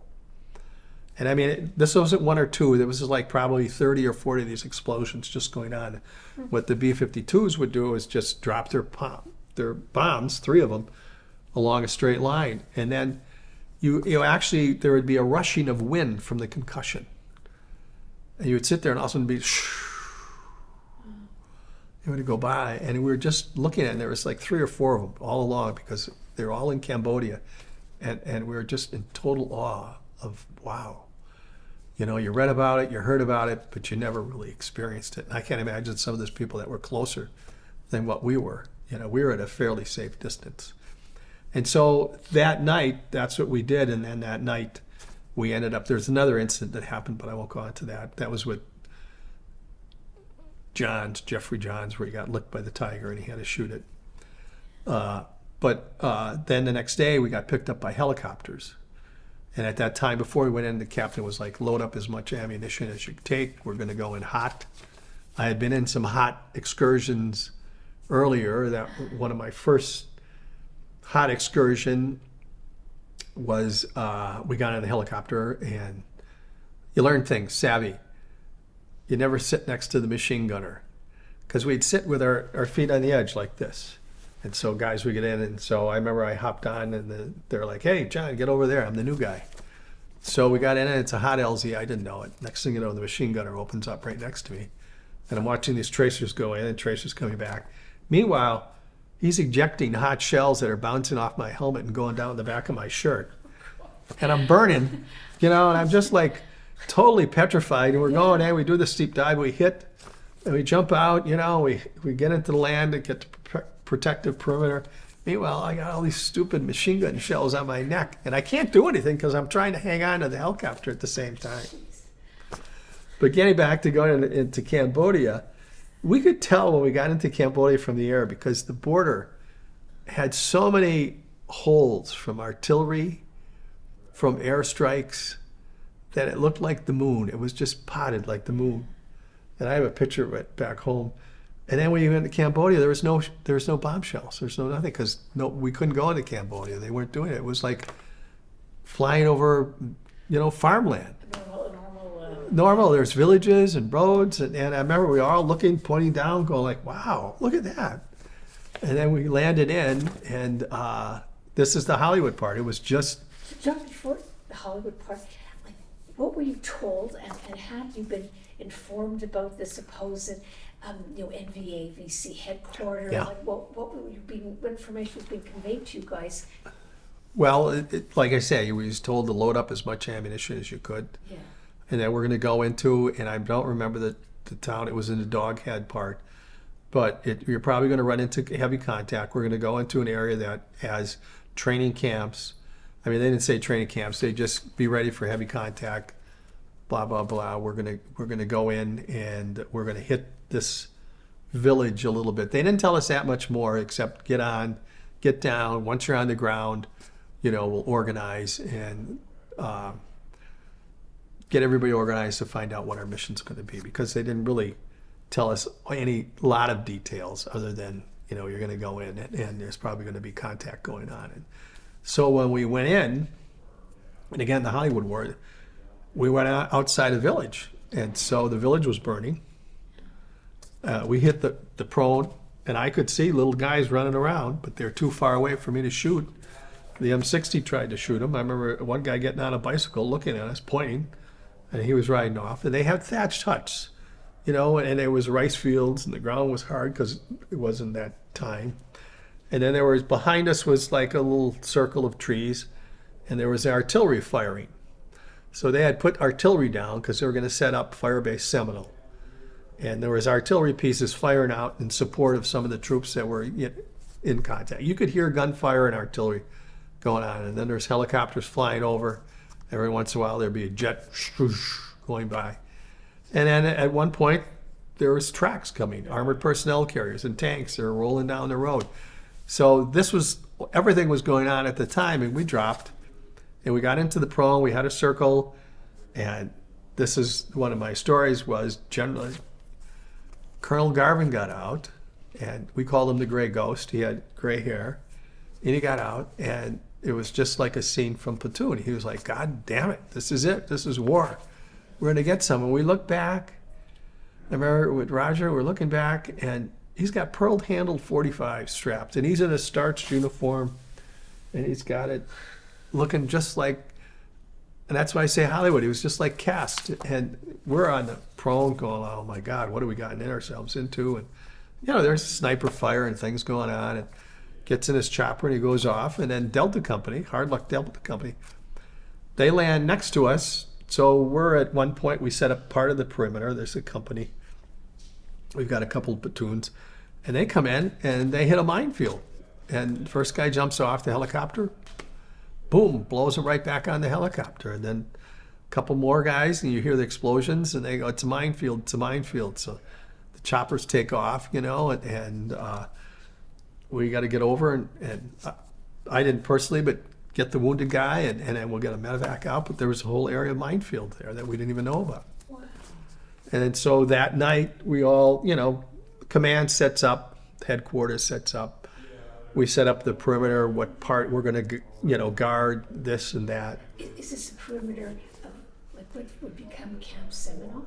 It was Firebase Seminole, but there's no, it's not like there's a berm. It's just a matter of setting up positions, guard positions. I see. It was a rice field all the way around there. We didn't have to dig a foxhole. We had rice paddy berms, but you just had your positions marked over.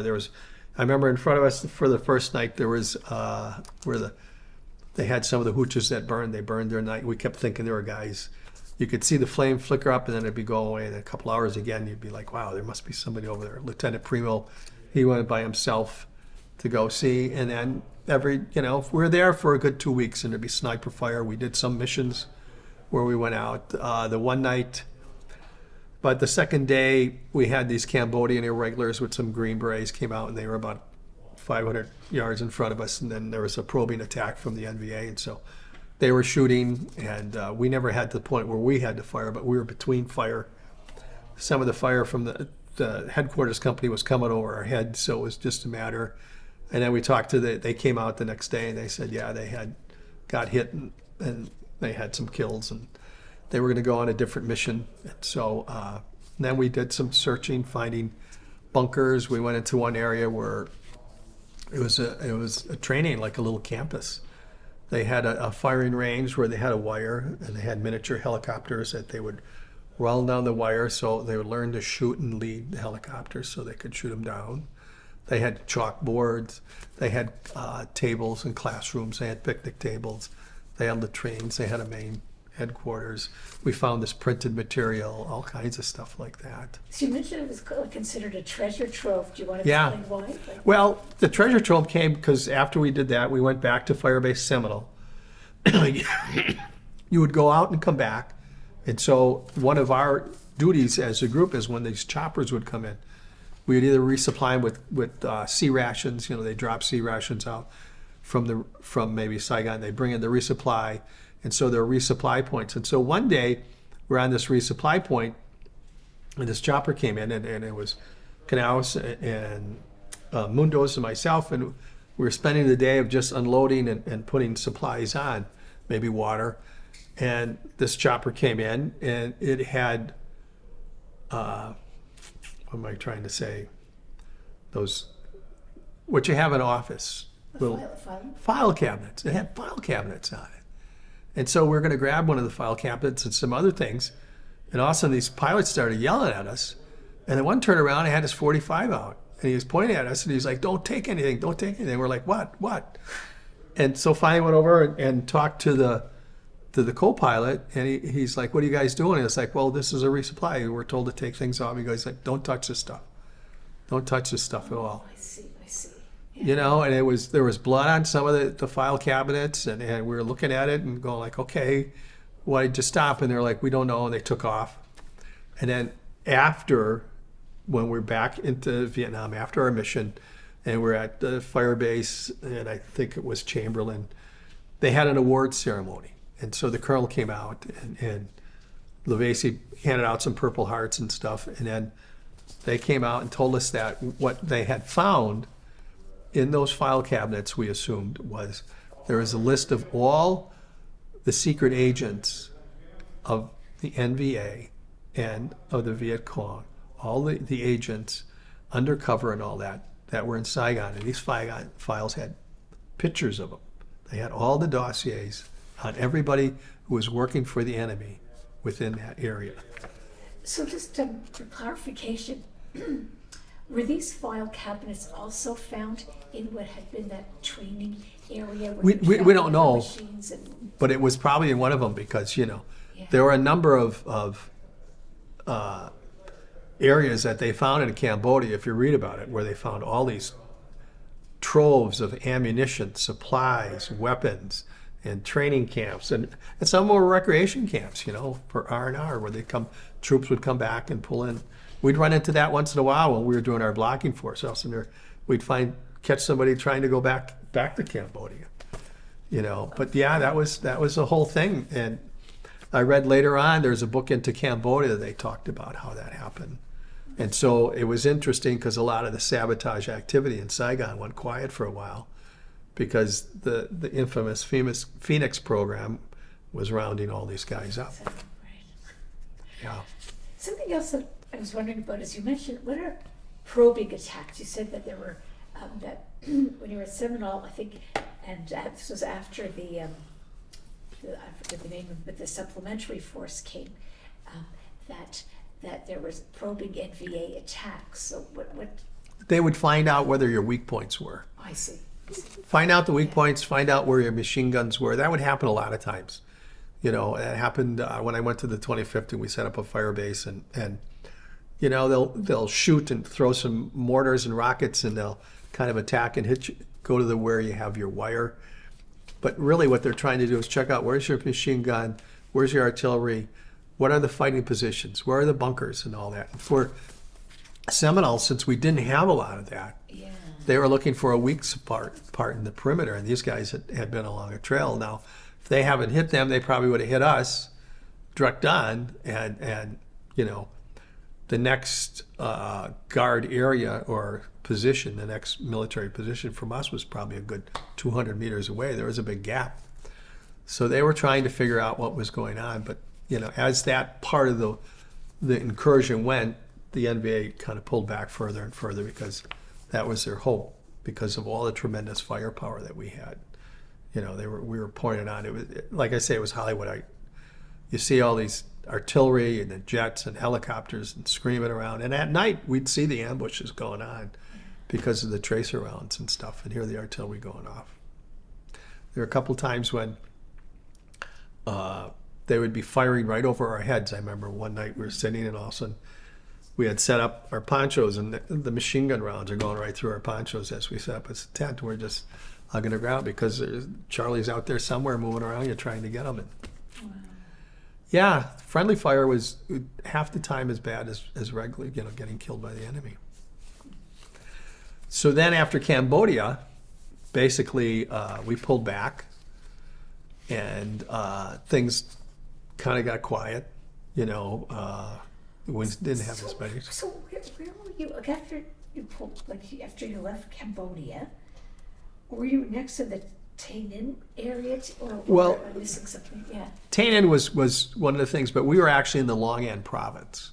Oh, you went back to the Long An. Okay. The Long An, it's Long and An Long and An, province, yeah, but okay. Tay Ninh we could see, which was the Black Virgin Mountains. That was the province next to us. So it was so flat, we could, you know, it's like going to see the Rocky Mountains. You could see that, and that was Tay Ninh over in that area. So we went, and the 25th Infantry was still in Cambodia, and so we took over some of their area that ran the Long An and Tay Ninh province, and so there was a fire base. I don't even remember what we were there, and then we helped tear it down, and we went to another fire base, and basically what we were doing was filling in the gap for the 25th because they were still fighting in Cambodia. And then when they pulled back, we went back to our area, which was in the Long An province. How were you filling in the gap? Like, what was the nature? Just patrolling, Yeah. setting up, being in the fire base, patrolling, looking for enemy activity, trying to see if anything's going on. Because for us, we would go out on ambushes and missions, but during the day, the colonels in that would take helicopters and they would fly around. And plus, you'd have intelligence reports. They would try to figure, where's the enemy? Where do we see things going on?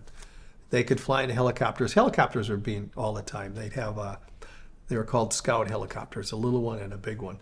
And they'd fly low to the ground and they'd look for maybe bunkers or some trails or something that didn't look natural. And then they'd mark it on the maps and they'd come back. And so a lot of times when we were out on the mission, we go to the day hold, which was we find a little spot. We could sleep, eat, and we wait for our mission to come in. And so we're in an area that we're clover leafing. But then back at headquarters, the captains in that would look at the intelligence and pick our ambush spots. Oh, and then they would radio. Then we'd radio in the coordinates and then we'd set out for our mission for that night. Or if we saw things, we'd radio back in. So there was always this coordinated effort. We just didn't walk out willy-nilly. There was always, okay, you're going to go on a mission, and they had a certain specifics that would do that, you know. Sometimes if they would say, we've had, 2 years ago we had an ambush here, so we're going to go back to that spot to see how it is. Or 2 years ago we found enemy bunkers, go back to that. And so after Cambodia, when we took over some of these areas for the 25th, that's what we did. We weren't as active as we were before, and then because the areas was wide, but things had really calmed down along the border. The major fighting was still going on in Cambodia. Also, just jumping back a little bit, I think this goes back to the first few months when there were eagle flights, and how did that work? The eagle flights was kind of cool, and again, this happened mainly around Chamberlain because we're close to villages and stuff. And so what we would do is they would pick out some coordinates. There was always clicks. They'd say, what we would do is get up in the morning and we'd get on a helicopter. There'd be 4 or 5 helicopters. And we go to a certain location. They would drop us off where they thought, okay, maybe there was a bunker, maybe there was any. And then we'd just check the surrounding area, and then they'd pick us up again, and then we'd hop again. And so they were called eagle flights, and what you were doing was hopping around, hoping to catch the enemy off guard. And so if you went somewhere, they might think they could go to this spot. And then later you go that. And then we'd go that, and then they had one time where they knew they were watching eagle flights. We knew that. So it was a cat and mouse kind of game. And so one time they were doing was we would land, but then we would never get off. Or we'd lay flat on the chopper, and then they'd see it empty, and they think we were there, and basically we weren't. And there were all these little tricks. It was going on constantly, and that's one of the things that I don't think people understand in war. You plan so much about killing the enemy. You do it on a daily activity, and so when they come back and you talk about post-traumatic and they say, why don't you adjust? Well, you spend a whole year of finding out some people in your unit got killed or wounded, or you see enemy dead, and not every day, but there was this constant refrain, and then you get the Stars and Stripes, and they talk about ambushes and different units and killed it. And so it was a whole year if you have this whole thing of process of killed, dying, wounded, and then, for the guys from Iraq and Afghanistan coming back, and then people always would say, at least for my generation, it's different now. It's like, well, why don't you adjust? Why don't you just forget it? You're living it. It's burned in your brain, So I once received a biographical questionnaire with a person that was in Vietnam, and for the 82nd. And so one of the questions, was did the military help prepare you for civilian life? So he wrote, well, not really, because there was no need to go around killing people and jump out of airplanes. So that's it. It's with you. It is. When I got out, I got picked up and we're jumping ahead where we were. This was my last big contact. Some guys got killed, and we wounded. And my platoon, we had a couple guys wounded. We ran into the tip of an enemy bunker complex that was close to Saigon. That the ARVNs were supposed to be patrolling. They had done it in 2 years, and so we found these well-built bunkers. They had training camp. They had picnic tables. They were all heavily camouflaged. We ran into the tip of it. They had a telephone system. They were running wires, and then we got into contact where a sergeant, another guy, got wounded. And so what happened was we caught, it was the middle of the day, we caught the cadre, which were their sires, eating dinner. We didn't know it. We kind of bumped into each other. It was like, oops, excuse me. All of a sudden, this was in along Highway 5, and when I was with the Wolfhounds right at the end. And so the captain with the headquarters, they ran into some marking trails. And marking is when, and this gets into the kill zone. A lot of times they would do. You had a tree trunk, you put 3 stones on it, and you set up your ambush so you know for the next 20 meters, that's the best place to kill the enemy. And so we ran into this part of the complex, and the captain was over on a different part about 1,000 meters away, and I was on the radio with some guys because I was running a squad, and they had this marking post, and they were working with ARVNs. And the ARVNs left because they knew this was not a good thing. And the captain proceeded to go down this trail, and we had 3 guys killed and a bunch of guys wounded. And so we had to go back to help. It was called bail them out. You'd go back to where the fire was because you could hear the gunships. And meanwhile, there's bullets just zinging around all over the place because we're going back in their line of fire. We had to, and that's one of the sad memories I carry. We had to go back and get Doc, and I was one of the more experienced guys. And the newer guys, when we got there, it was dark, and things had calmed down. But I could even hear the enemy pulling their dead back. But we were tired. You know, sometimes in combat, both sides just get tired. And so we set up our perimeter, and Doc was still out there, and he had gotten killed saving a guy. And when I came back, we were organized. You know, you get where's this, where's that? You get people who's there, set up over there. And I remember somebody saying, well, Doc's still out there. And I'm like, how come Doc's out there? And some of the guys said, well, we don't touch him. And so I was an older guy, and so I grabbed a couple guys and let's go. And we went, and the thing happened was he looked so peaceful. They couldn't think he was dead, but his eyes were open. So I had to close his eyes, put him in the body bag, and take him back. You know, and then about a week later, we're back in that area, and you know, I sat with him a little bit that night because we couldn't get his body out because we were in the jungle. We got him out the next day, and then, you know, we went back to this area within a week, and we were still blowing up the bunkers. And at that time, my line number got called because in the field, they never used your name because, well, they had Russian trawlers intercepting all this radio transcripts, and so my line number came up. And so you're talking about going out, a little helicopter. We had to cut an LZ for the little Loach come in. I had my pith helmet, which was had a red star on it, which was like my war trophy, and I got on the chopper. I had to say goodbye to everybody. I had about an hour, and I had a rummage sale because you'd get your own personalized gears, like D-rings. You couldn't hardly get them, but you could hang your canteens on them and stuff like that.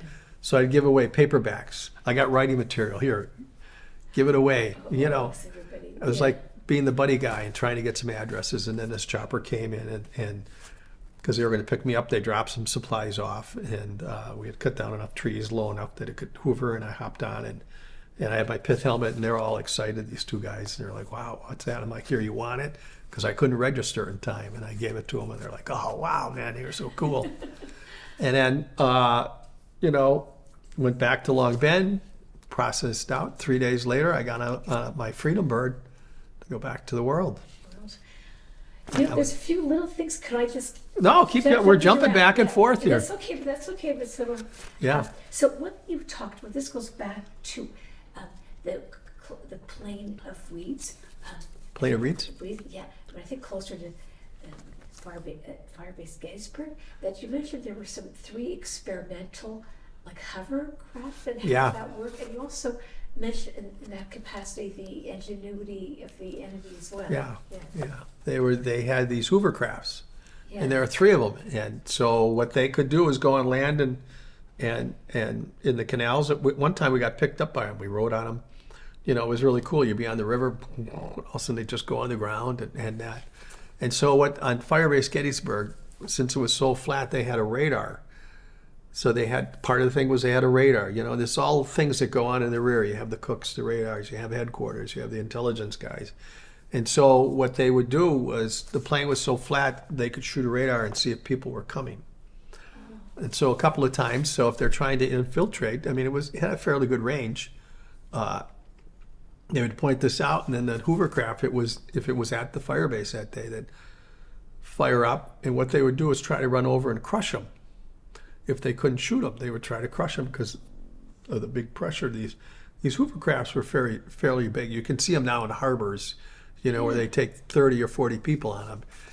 And so the VC, the enemy, NVA got smart, and so what they did was plant a booby trap. They had a 500-pound bomb, and basically what they did was lure the hovercraft. So they sent some guys out. The radar heard it, and the hovercraft went out on a direct line, and they moved around, but they had moved so that the hovercraft would go over this bomb.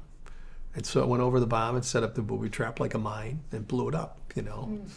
It wrecked it. It killed some guys, killed the captain.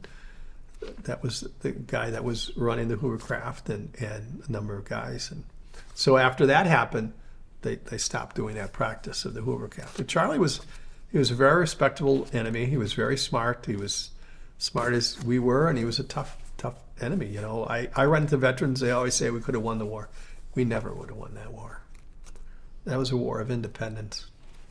Yeah. Except we called it the Communist War. And yes, communism was part of it, but I've gone back to Vietnam, and there's still communism there.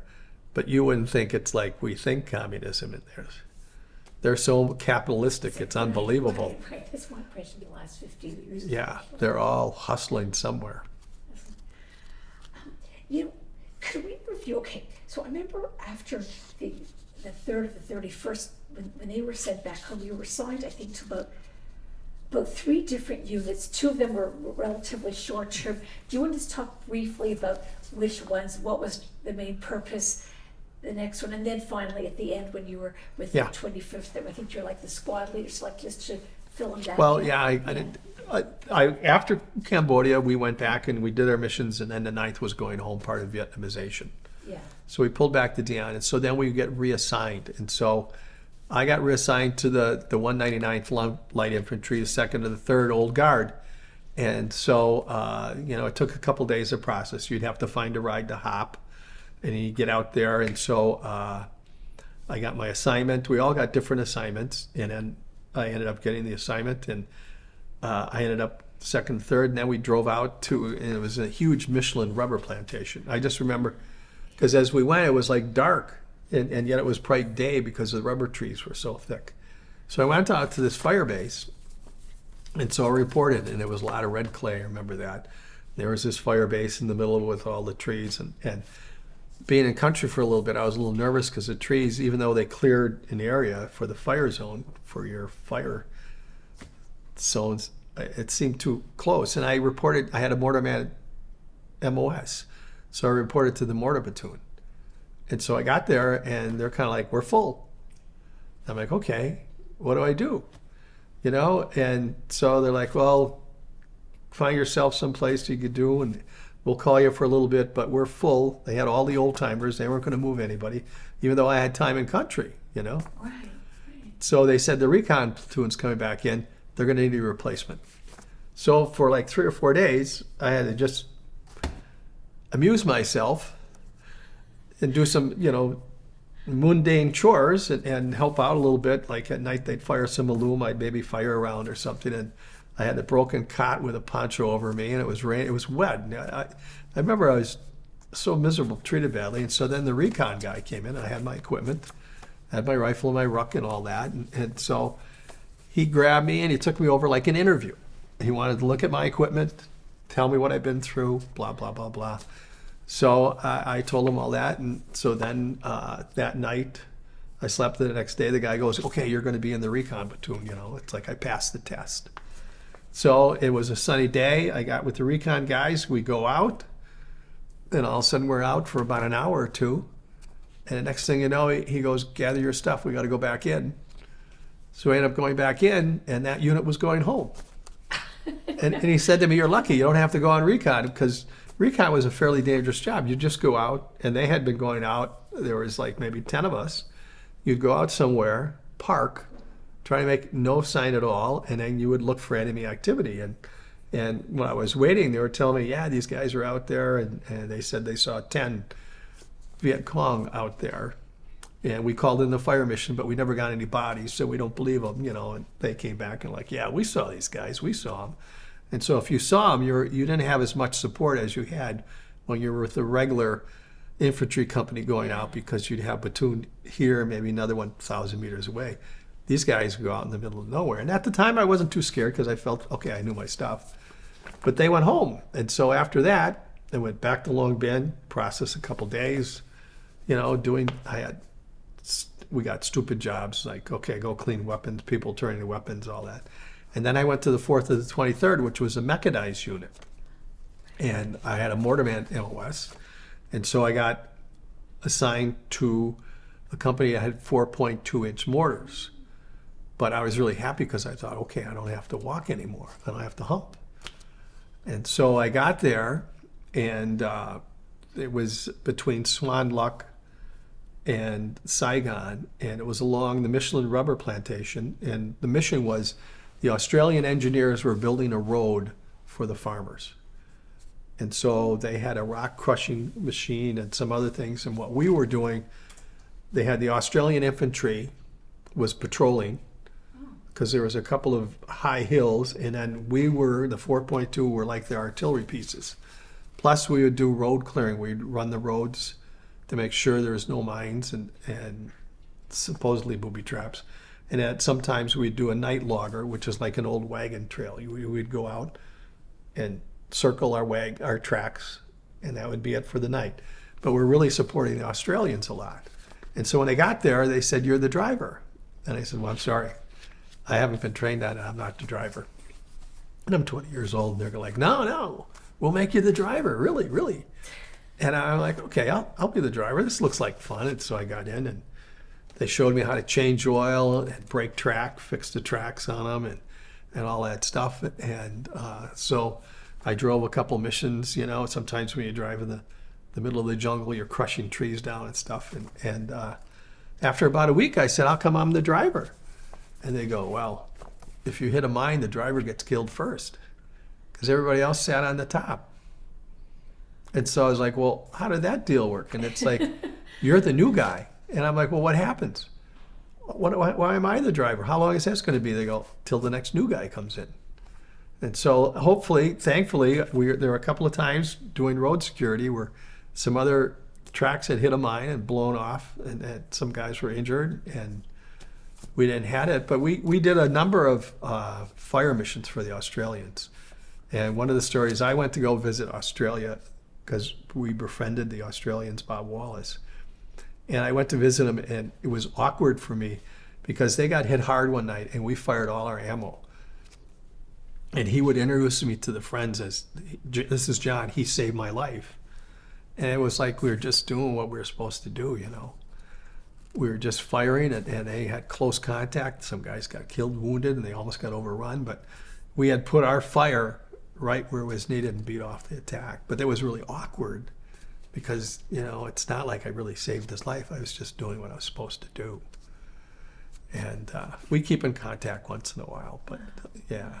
And then, so I did that for 2 months. And then after that, well, that's where I almost got a speeding ticket, because we were going to Swan Luck, because that's where we resupply for the diesel fuel. There was another place that had diesel fuel, and there's another story there that had like a helicopter guy got shot like in the middle of the day. But anyhow, we would get resupply and ammo and stuff. And as I'm driving out of the village, this Jeep with a little red light comes up. An MP pulls over. And I slow down. You know, my track commander, the commander would sit in the, there was the driver, you would sit low, and then they'd have the Koeppen where the TC would stand with the 50 cal machine gun and the 60, I mean, we had all these weapons, hand grenades, 4.2 each mortar. I was like, wow. And he's tapping me, and I slow down, and the sergeant pulls in front of us, and he's like, you know, you were speeding. And we're like, what? Speeding? And he's like, it's 14 miles per hour. I don't even have a speedometer, so I don't know how fast I'm going. All I know is if I went too fast, it got too bumpy. And he was giving us a hard time. And finally, my track commander turned around the 50 cal and locked and loaded. He said, get out of our way. We're going out on a fire mission. Just leave us alone. And so then he took our stuff. I'm going to call your commander. And then we drove off, and we're like, how the hell did that ever happen? And, you know, where's a speeding sign in here, for God's sakes? It's just a village, an army base. We're driving out of it. So that was just one of the crazy stories there that just happened. And so then after that unit went home. Right. So the 25th was downsizing. And so then I went back I went to Koeppen.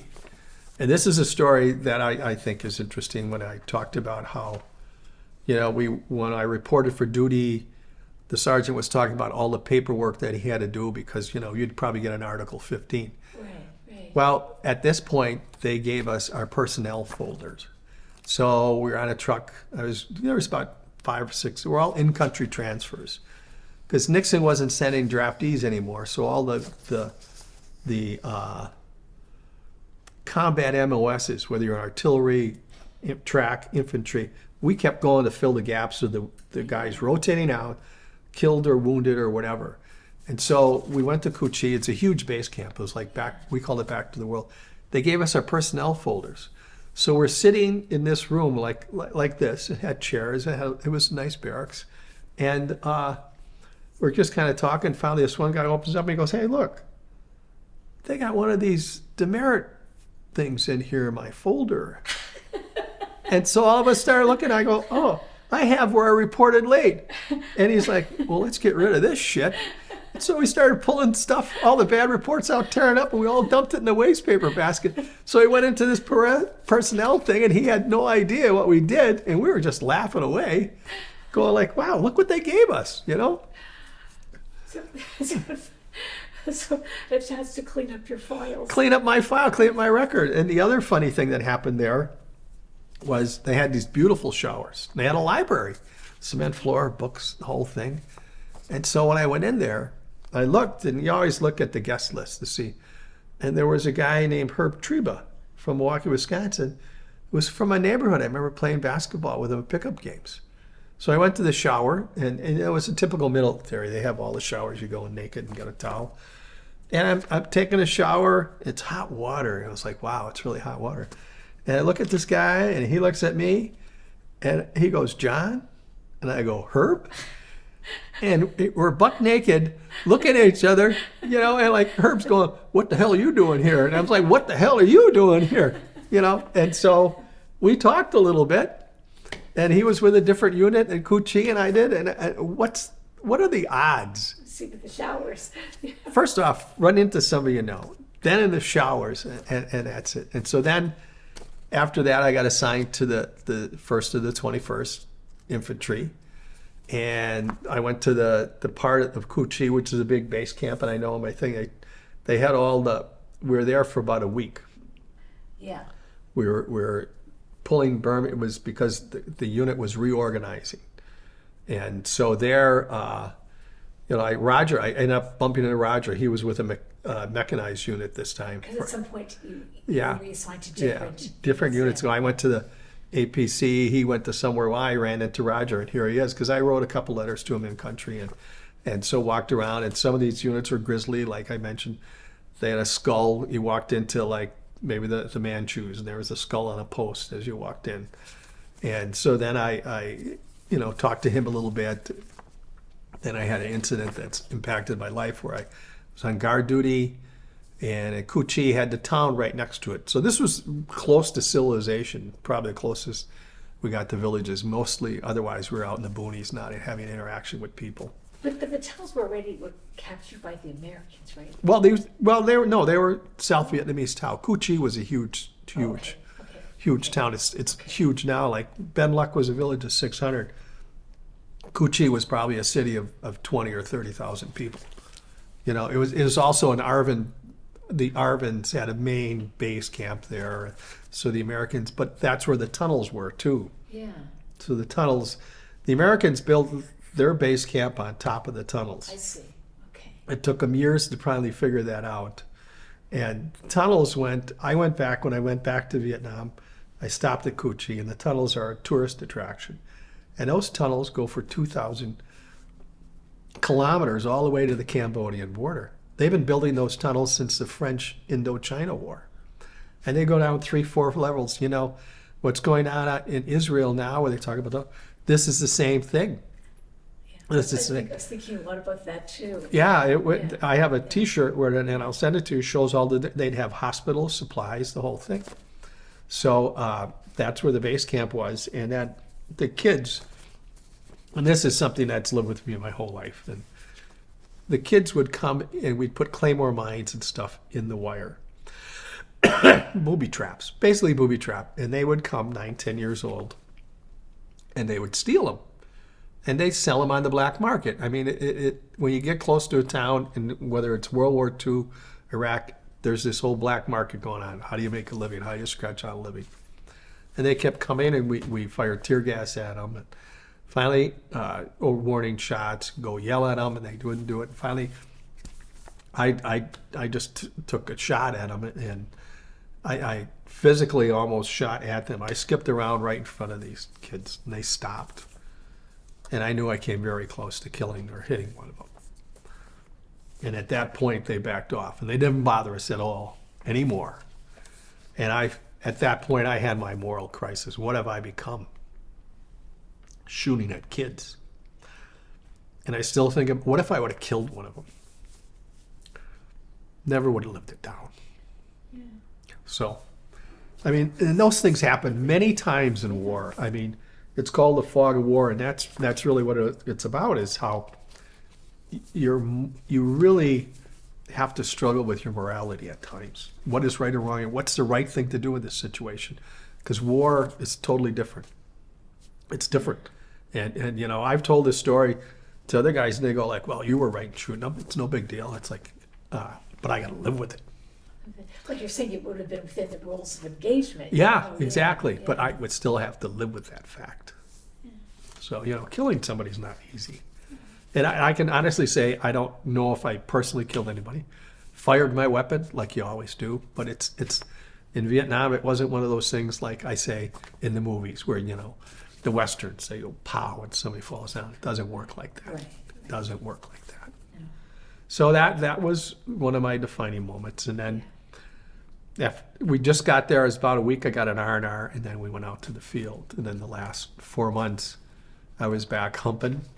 So which part, when you say back to the field, where within the country were you? Like after you returned? We were around Swan Luck. Okay, still Swan Luck. Swan Luck, we were around Highway 5, Yeah. which was a major highway, and part of it was on the tip of the Hobo Woods, which was a famous woods. A little further is the Iron Triangle. So there was a lot of enemy activity. It was like 20 kilometers, 25 kilometers, maybe a little northwest of Saigon, and then Saigon's here, Swan Luck's here, and then they've got major arteries, and we're in this region. You know, the Hobo Woods are over here. We run into rubber plantations and a lot of ambushes, and there was a lot of, it was my last 4 months, and there was a lot of contacts and firefights and engagements, more than I had when I was with the 9th, because the 9th was maybe booby traps. But here we were running into bunker complexes. Yeah. And the Arvins had this area, but they hadn't Patrol. patrolled it. You know, we would find all kinds of stuff and old ambush sites and bunkers. And then we got in a couple big contacts, guys getting killed and wounded. Not necessarily my company. I was with a bunch of old timers the captain hated us. The hate's a strong word, but he disliked us because we wouldn't shave in the field. We wouldn't do what you're supposed to do because, first off, it's water. Secondly, we had a couple of new guys would come in and they would shave and put on their aftershave. Well, mosquitoes love the sweet smell. And they'd wake up and their faces all bitten up, and we'd look at them like, why would you even do that? You know, why would you even do that? And we would try to be stinky because we knew smells. And a lot of guys didn't smoke. We didn't like smokers because some guys would smoke in the field, and you can smell things like you can't believe. You know, we had these engagements, and like in the beginning of the year, we killed the first enemy of the year, so we got a 3-day bonus. I mean, we got to go back to the firing base. But the thing was, you know, we had the bodies there, and we killed them. We search them, but then there were blood trails. So, you know, I end up calling in dogs and trace down the blood trails. And Blood trails meaning like somebody was killed bleeding, along yeah, the they're way, wounded. They so drag them away. Yeah, Oh, I see. there was about 8 of them, and 3 of them were killed. Number of them were wounded, and you know, so for about an hour, we're shooting back and forth, and then basically what you do is on a big trail close to a village, and you know, you search the bodies, and they had the blood trails. So then we came, and then one of the sad things is we ambushed on the bodies for 2 days. We'd come back and see if somebody collected the dead, and then that night we'd ambush. And those are the things that happen in war. Yeah, that are necessary. Yeah, well, I don't know if they're necessary. It's just gruesome. Yeah.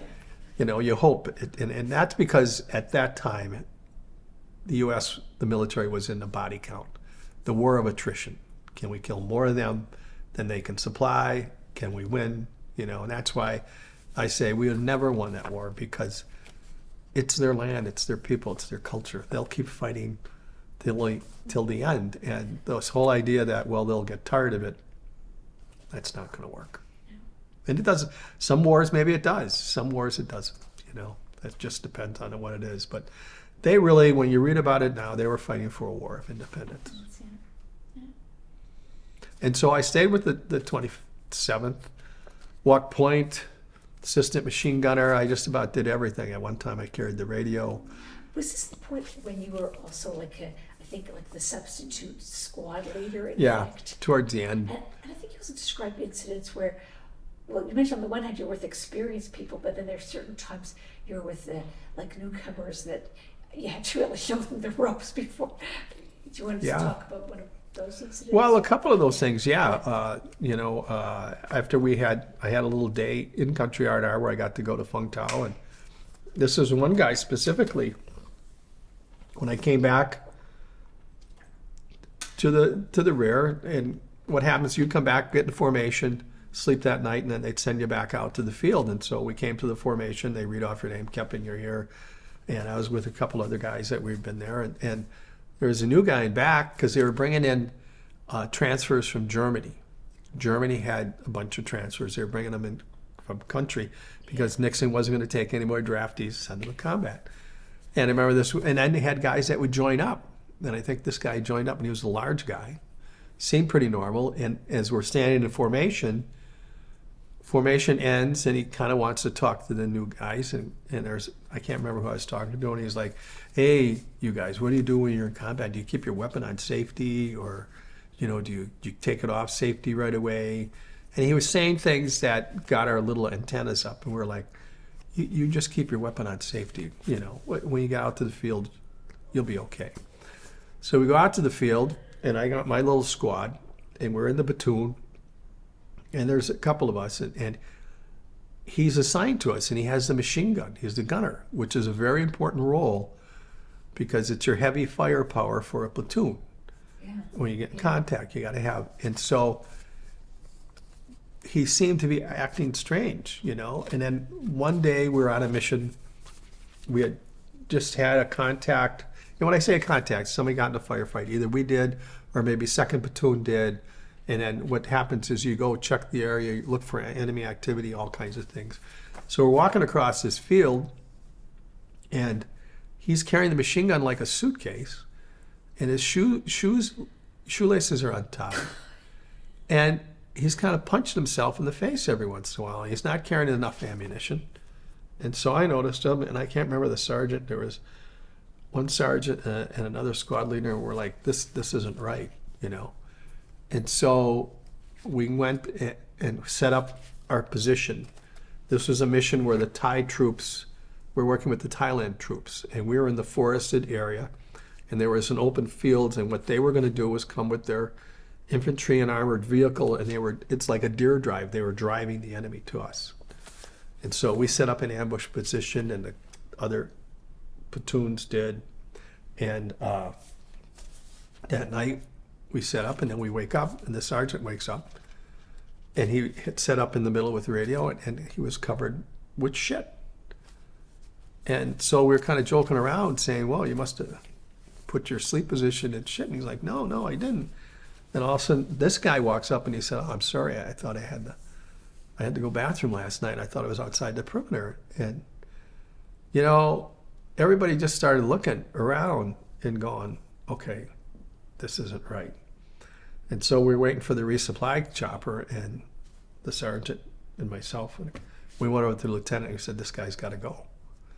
This guy's got to go. We took the machine gun away from him right away. And he asked what happened, and we said, no, that we told him, we described what's been going on. He's got to go. And so the resupply chopper came in, the lieutenant sent him out. And so we were like, wow, it's so strange, and you know, really, you know, crazy. And then about a week later, he comes back out on another resupply chopper. Oh, no. And we're looking, and we went over to the lieutenant. We said, what's going on? What's going on? And he said, well, they sent him back. And he's like, no, he can't. When you're out in the field and you got a good group of guys, it's like running a company, being a football team. You don't take the guys that don't work. You get rid of them. And so we finally persuaded, we sent him back on the chopper. And I'm not saying I did, but the group sent him back on the resupply chopper. We weren't going to have anything to do with this guy. You have enough issues when you're in danger not to have somebody that's mentally unfit to be there. Yeah. So we ended up sending him out. And so, yeah, that was one incident. We had another incident, and this was along with the Thai, where our captain, he was the worst captain I had. He was a West Pointer. He was on his second tour, because at that time, if you wanted a career in the military, you had to have 2 tours in Vietnam. And his first tour was in '68, and he got shrapnel in his knee. I only know this because one of the guys that was his radio guy, Pops, he was an older guy, and he was from Wisconsin. We talked, and many times he was on Percodan, painkillers, because he had shrapnel in his knee. He had a hard time. And so this was part of this Thai mission. We were all in this area, and we set up a daytime day hold with an ambush along a trail. And we put the coordinates, and I remember, because I used to check with the radio all the time with the squad, have the guys, and you know, the radio guy comes over, he says, I think the captain's lost. He said, he's not where he's supposed to be. And so we kept trying to check with the lieutenant, and you know, it's one of those things, your word against his word and all that.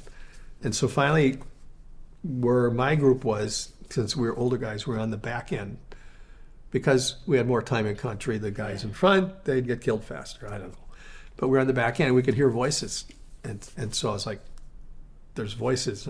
And you couldn't clearly make them out because we were in the jungle. And so Zookeeper and myself we organized an L-shaped ambush.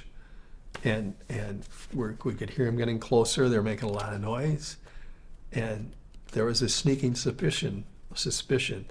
It's the captain.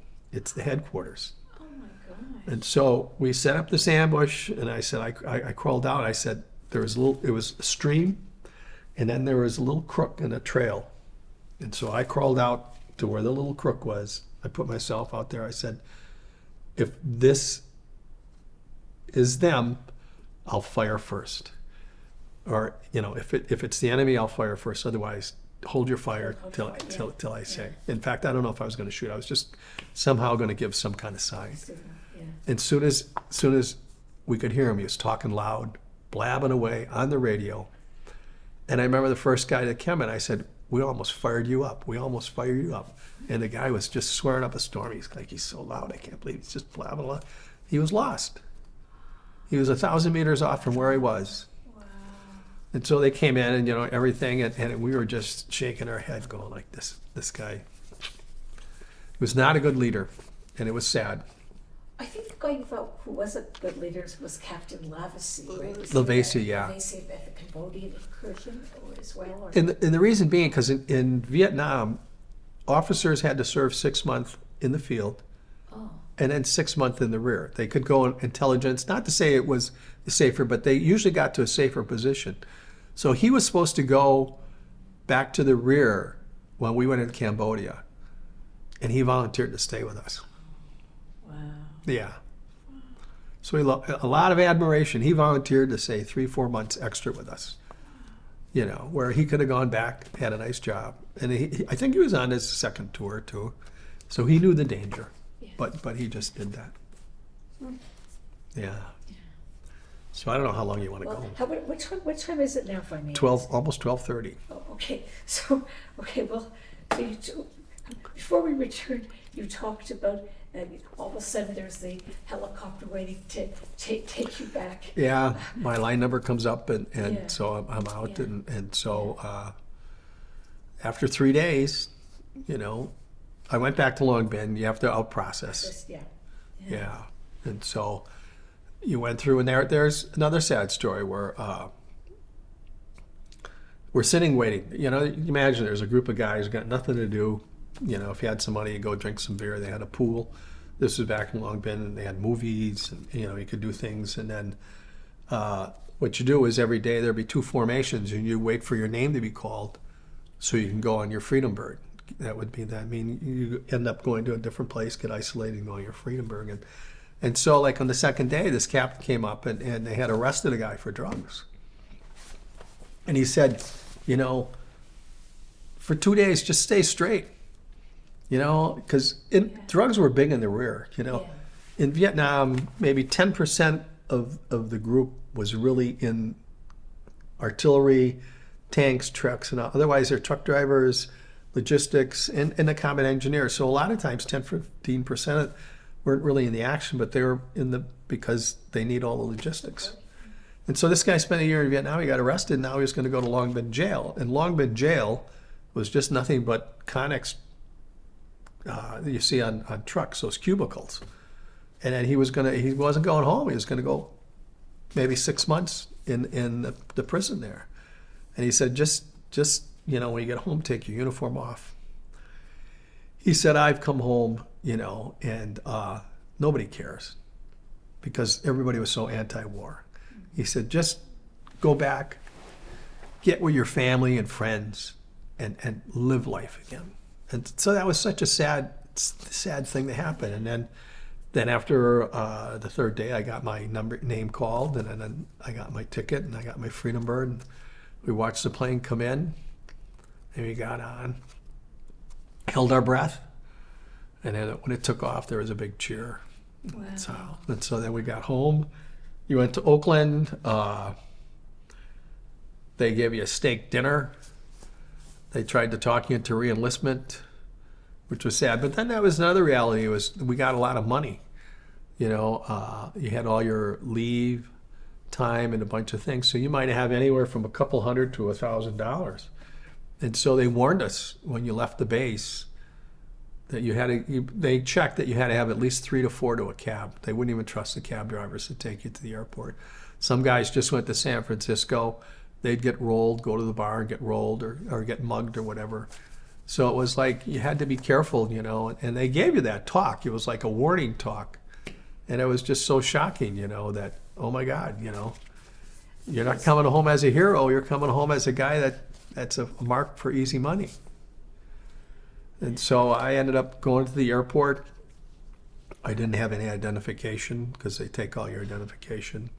This was one of my first things that you find out about how we're going to be treated. It was United Airlines. I had cash. I had 50s, brand new bills because they were printing them right there in San Francisco. And so the woman asked for my identification, and I had my orders to go home. I don't have any.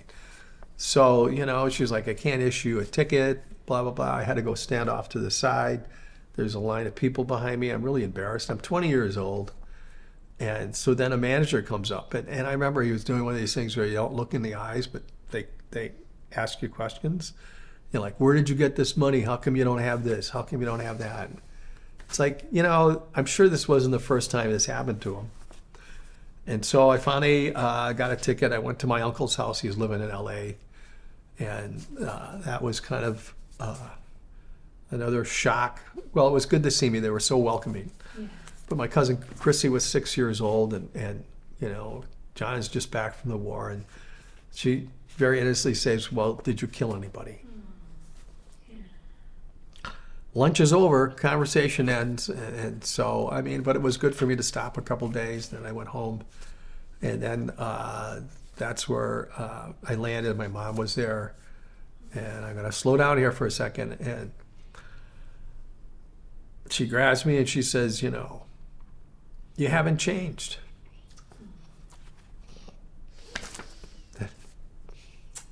I thought, you have no idea. Yeah. Can't even fathom. Yeah. Yeah. It's like, you have no idea. But I was glad to be home. And I felt bad for her, She had gone through this whole year. Yeah, worry. One of the sad things was I found out later when she passed away, she had saved my letters, which was nice. But at the funeral, one of her close friends told me that she got ostracized. Yeah. By anti-war friends? Yeah. Yeah. Oh, jeez. They blamed Elaine for letting her son go to Vietnam. Yeah. That was sad to find that out, It's like, people can be so cruel. Was your father understanding, being a veteran himself? He was really kind to me when I came home. I'd go on drunken rampages, like most. Yeah. Well, not like most, but the perception is I came home and you drink, and you hang with your friends, and I did that for a number of years. I finally met my wife at my 20th reunion, and she saved me, kind of got me back. Otherwise, I was just. It was ironic for part of my post-traumatic, I've had 16 jobs, and for a while they were always 2 years. Same with relationships. Yeah. And I always said, well, God, I was in the service for almost 2 years. It's funny how that kind of just crept along in my life.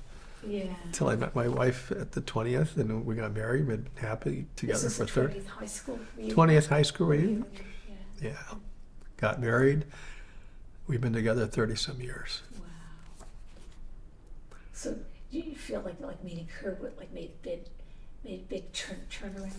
She saved me, Yeah. point blank. Wow. Yeah.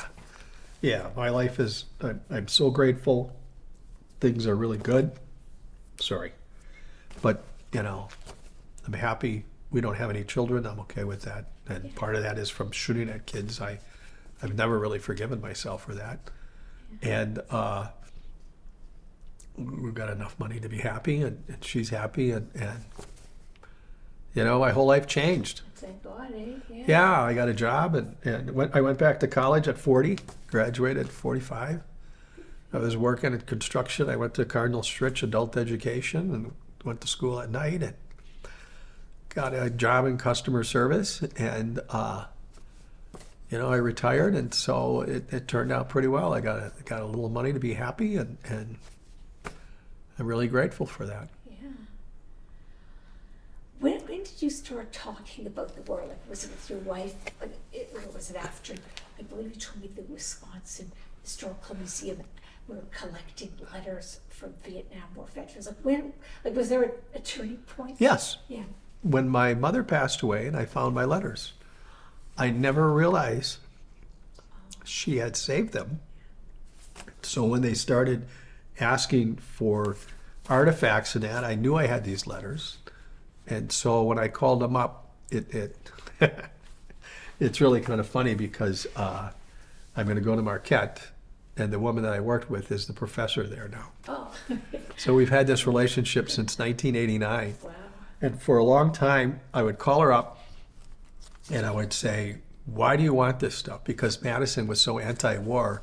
I would say, what do you commie pinkos want to do with my personal personal letters, and then she explained it, and I donated my letters, and 2 of them were published in the book Voices from Vietnam with a picture, and I'm sure she had to help with that. And then we went on tour together, because one of the things we tried to do was get more letters, because a lot of artifacts from World War II, Korea, they all get thrown out. If somebody passes on or they move, they go, wow, nobody cares about this. Well, it's all valuable firsthand history. So we went on a book tour, and so Barnes and Noble, Carroll College, UWM, we went up to the Menominee Nation and tried to get Native Americans to do, but they're really hard because they have oral histories. They don't have really written histories. And so we did that. And so that's how the whole process started. And then basically for my post-traumatic, not till 64, my wife finally said, you should go talk to somebody.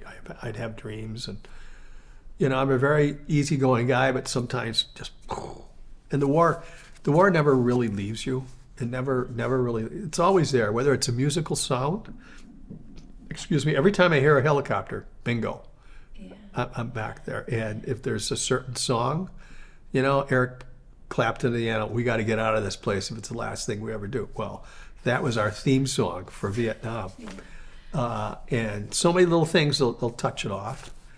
And, I struggled, I went along, wasn't saving money, just partying a lot, and then I met my wife, and then at 64, every once in a while, stress, I'd have some strange dreams. She's like, you should go talk to somebody, and I talked to somebody, and then I was diagnosed, and the biggest thing was going back to Vietnam. So when was that? 2019. Yeah. And so there was so much guilt. I mean, we would kill those people. We blew up that country.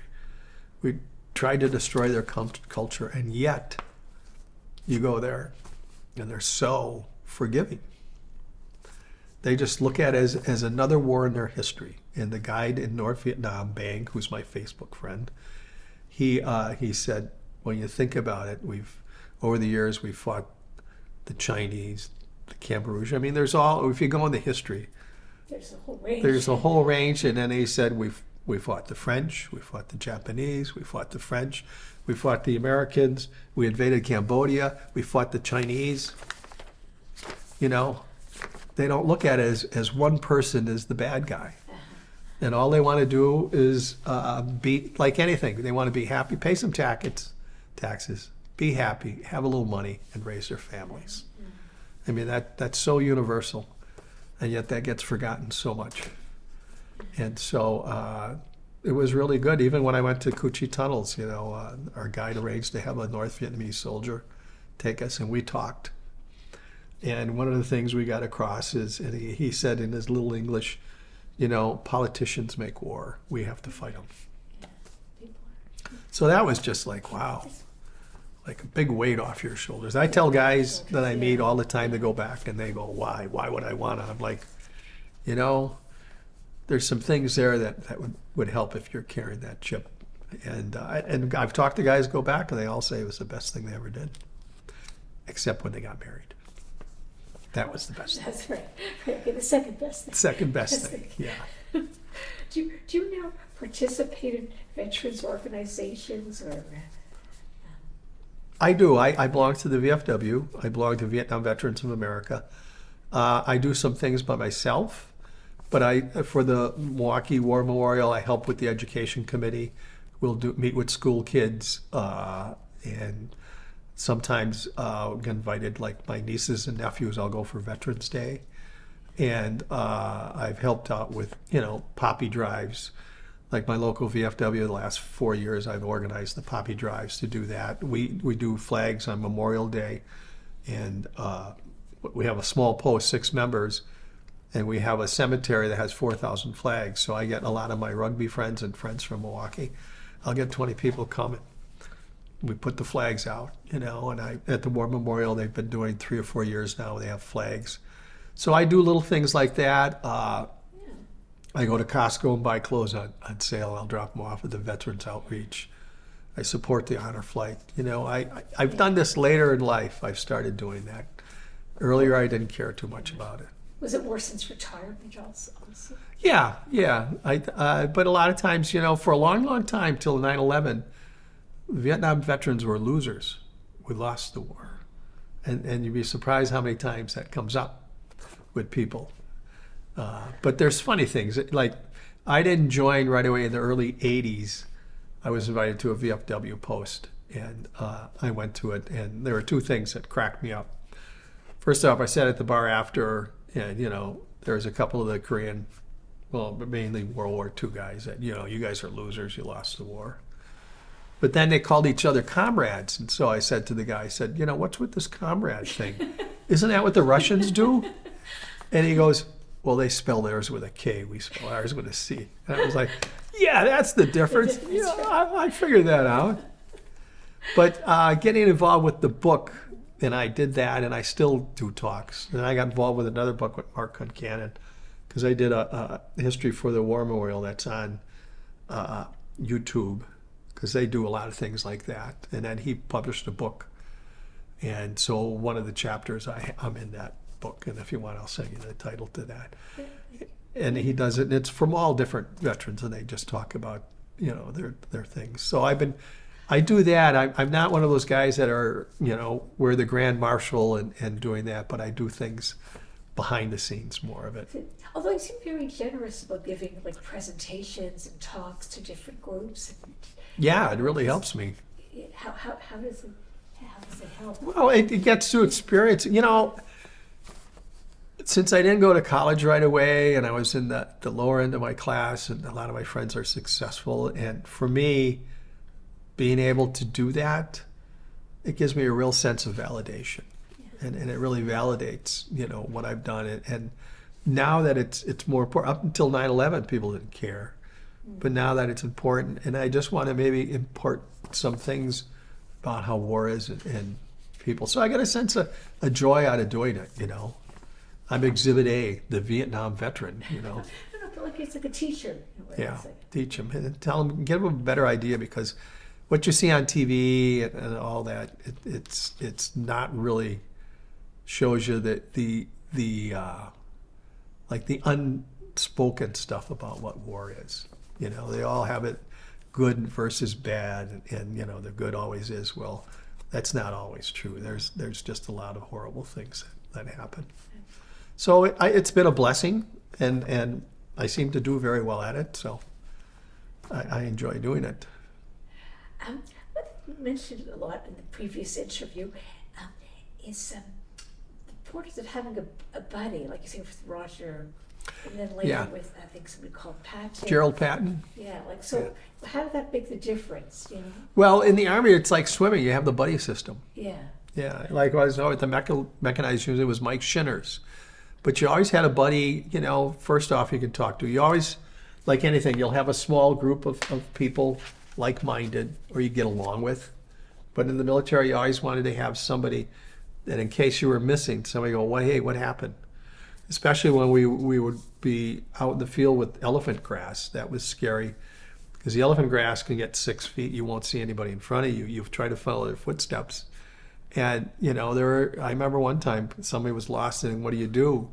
And the thing is, you're supposed to just stay there, because maybe for a half hour or so, 1,000 meters, you'd be kind of marching in a line, and then you kind of check to make sure you got everybody. And if somebody was missing, then you try to figure out what it was. So the buddy system was always that way. And then with Patton, he was with a mechanized unit after I left the mechanized unit, driving track, and so we got together. And so he had a little more time than I did, and so we would always have buddies.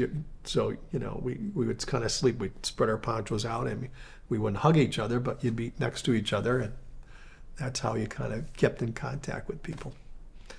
And it was just like swimming, the buddy system. Hopefully somebody's watching out for you. Yeah. So this museum and library is dedicated to the citizen soldier.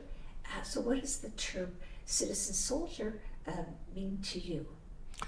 Well, that's really a good question, because it's more, to me, phonetics. But for me, it was like you do your duty, when you had to do your duty and you support your country. It's probably more meaningful to me now than when I was first 19, 20, even up into my 30s. But now to me, it's what makes this country strong. And one of the things now that I'm more involved with veterans activities, we all come in sizes and shapes and different beliefs, but we have a mission, service. To me, that's what makes the community and the country. It's sad right now. There's not as much community like after World War II. People got along and stuff like that in today's struggle. But, I was just at a middle school event. There was 30 or 40 of us, and we all knew we served. And when you ask veterans what they do, a lot of them are on little committees, especially when they retire, because that's our mission. We always have service up at the War Memorial. They talk about that all the time. We're always serving, and when you talk to somebody, you hear what they do, and there are times when I feel like I'm not doing enough. But that's what the citizen soldier, and that's what makes this country, as far as I'm concerned. It's not as strong as it used to be, and I don't know if it was always strong, but I think it's very important. It's what America's kind of rests on, from World War I and World War II and Korea and Vietnam and Iraq and Afghanistan. If we don't have citizen soldiers, I don't know what we would have. Yeah, that's well said. Now, I know you have a very vivid memory and time is short, but is there any important point that you wanted to talk about and we didn't have the opportunity to do so today? Boy, that's a tough question. Okay. I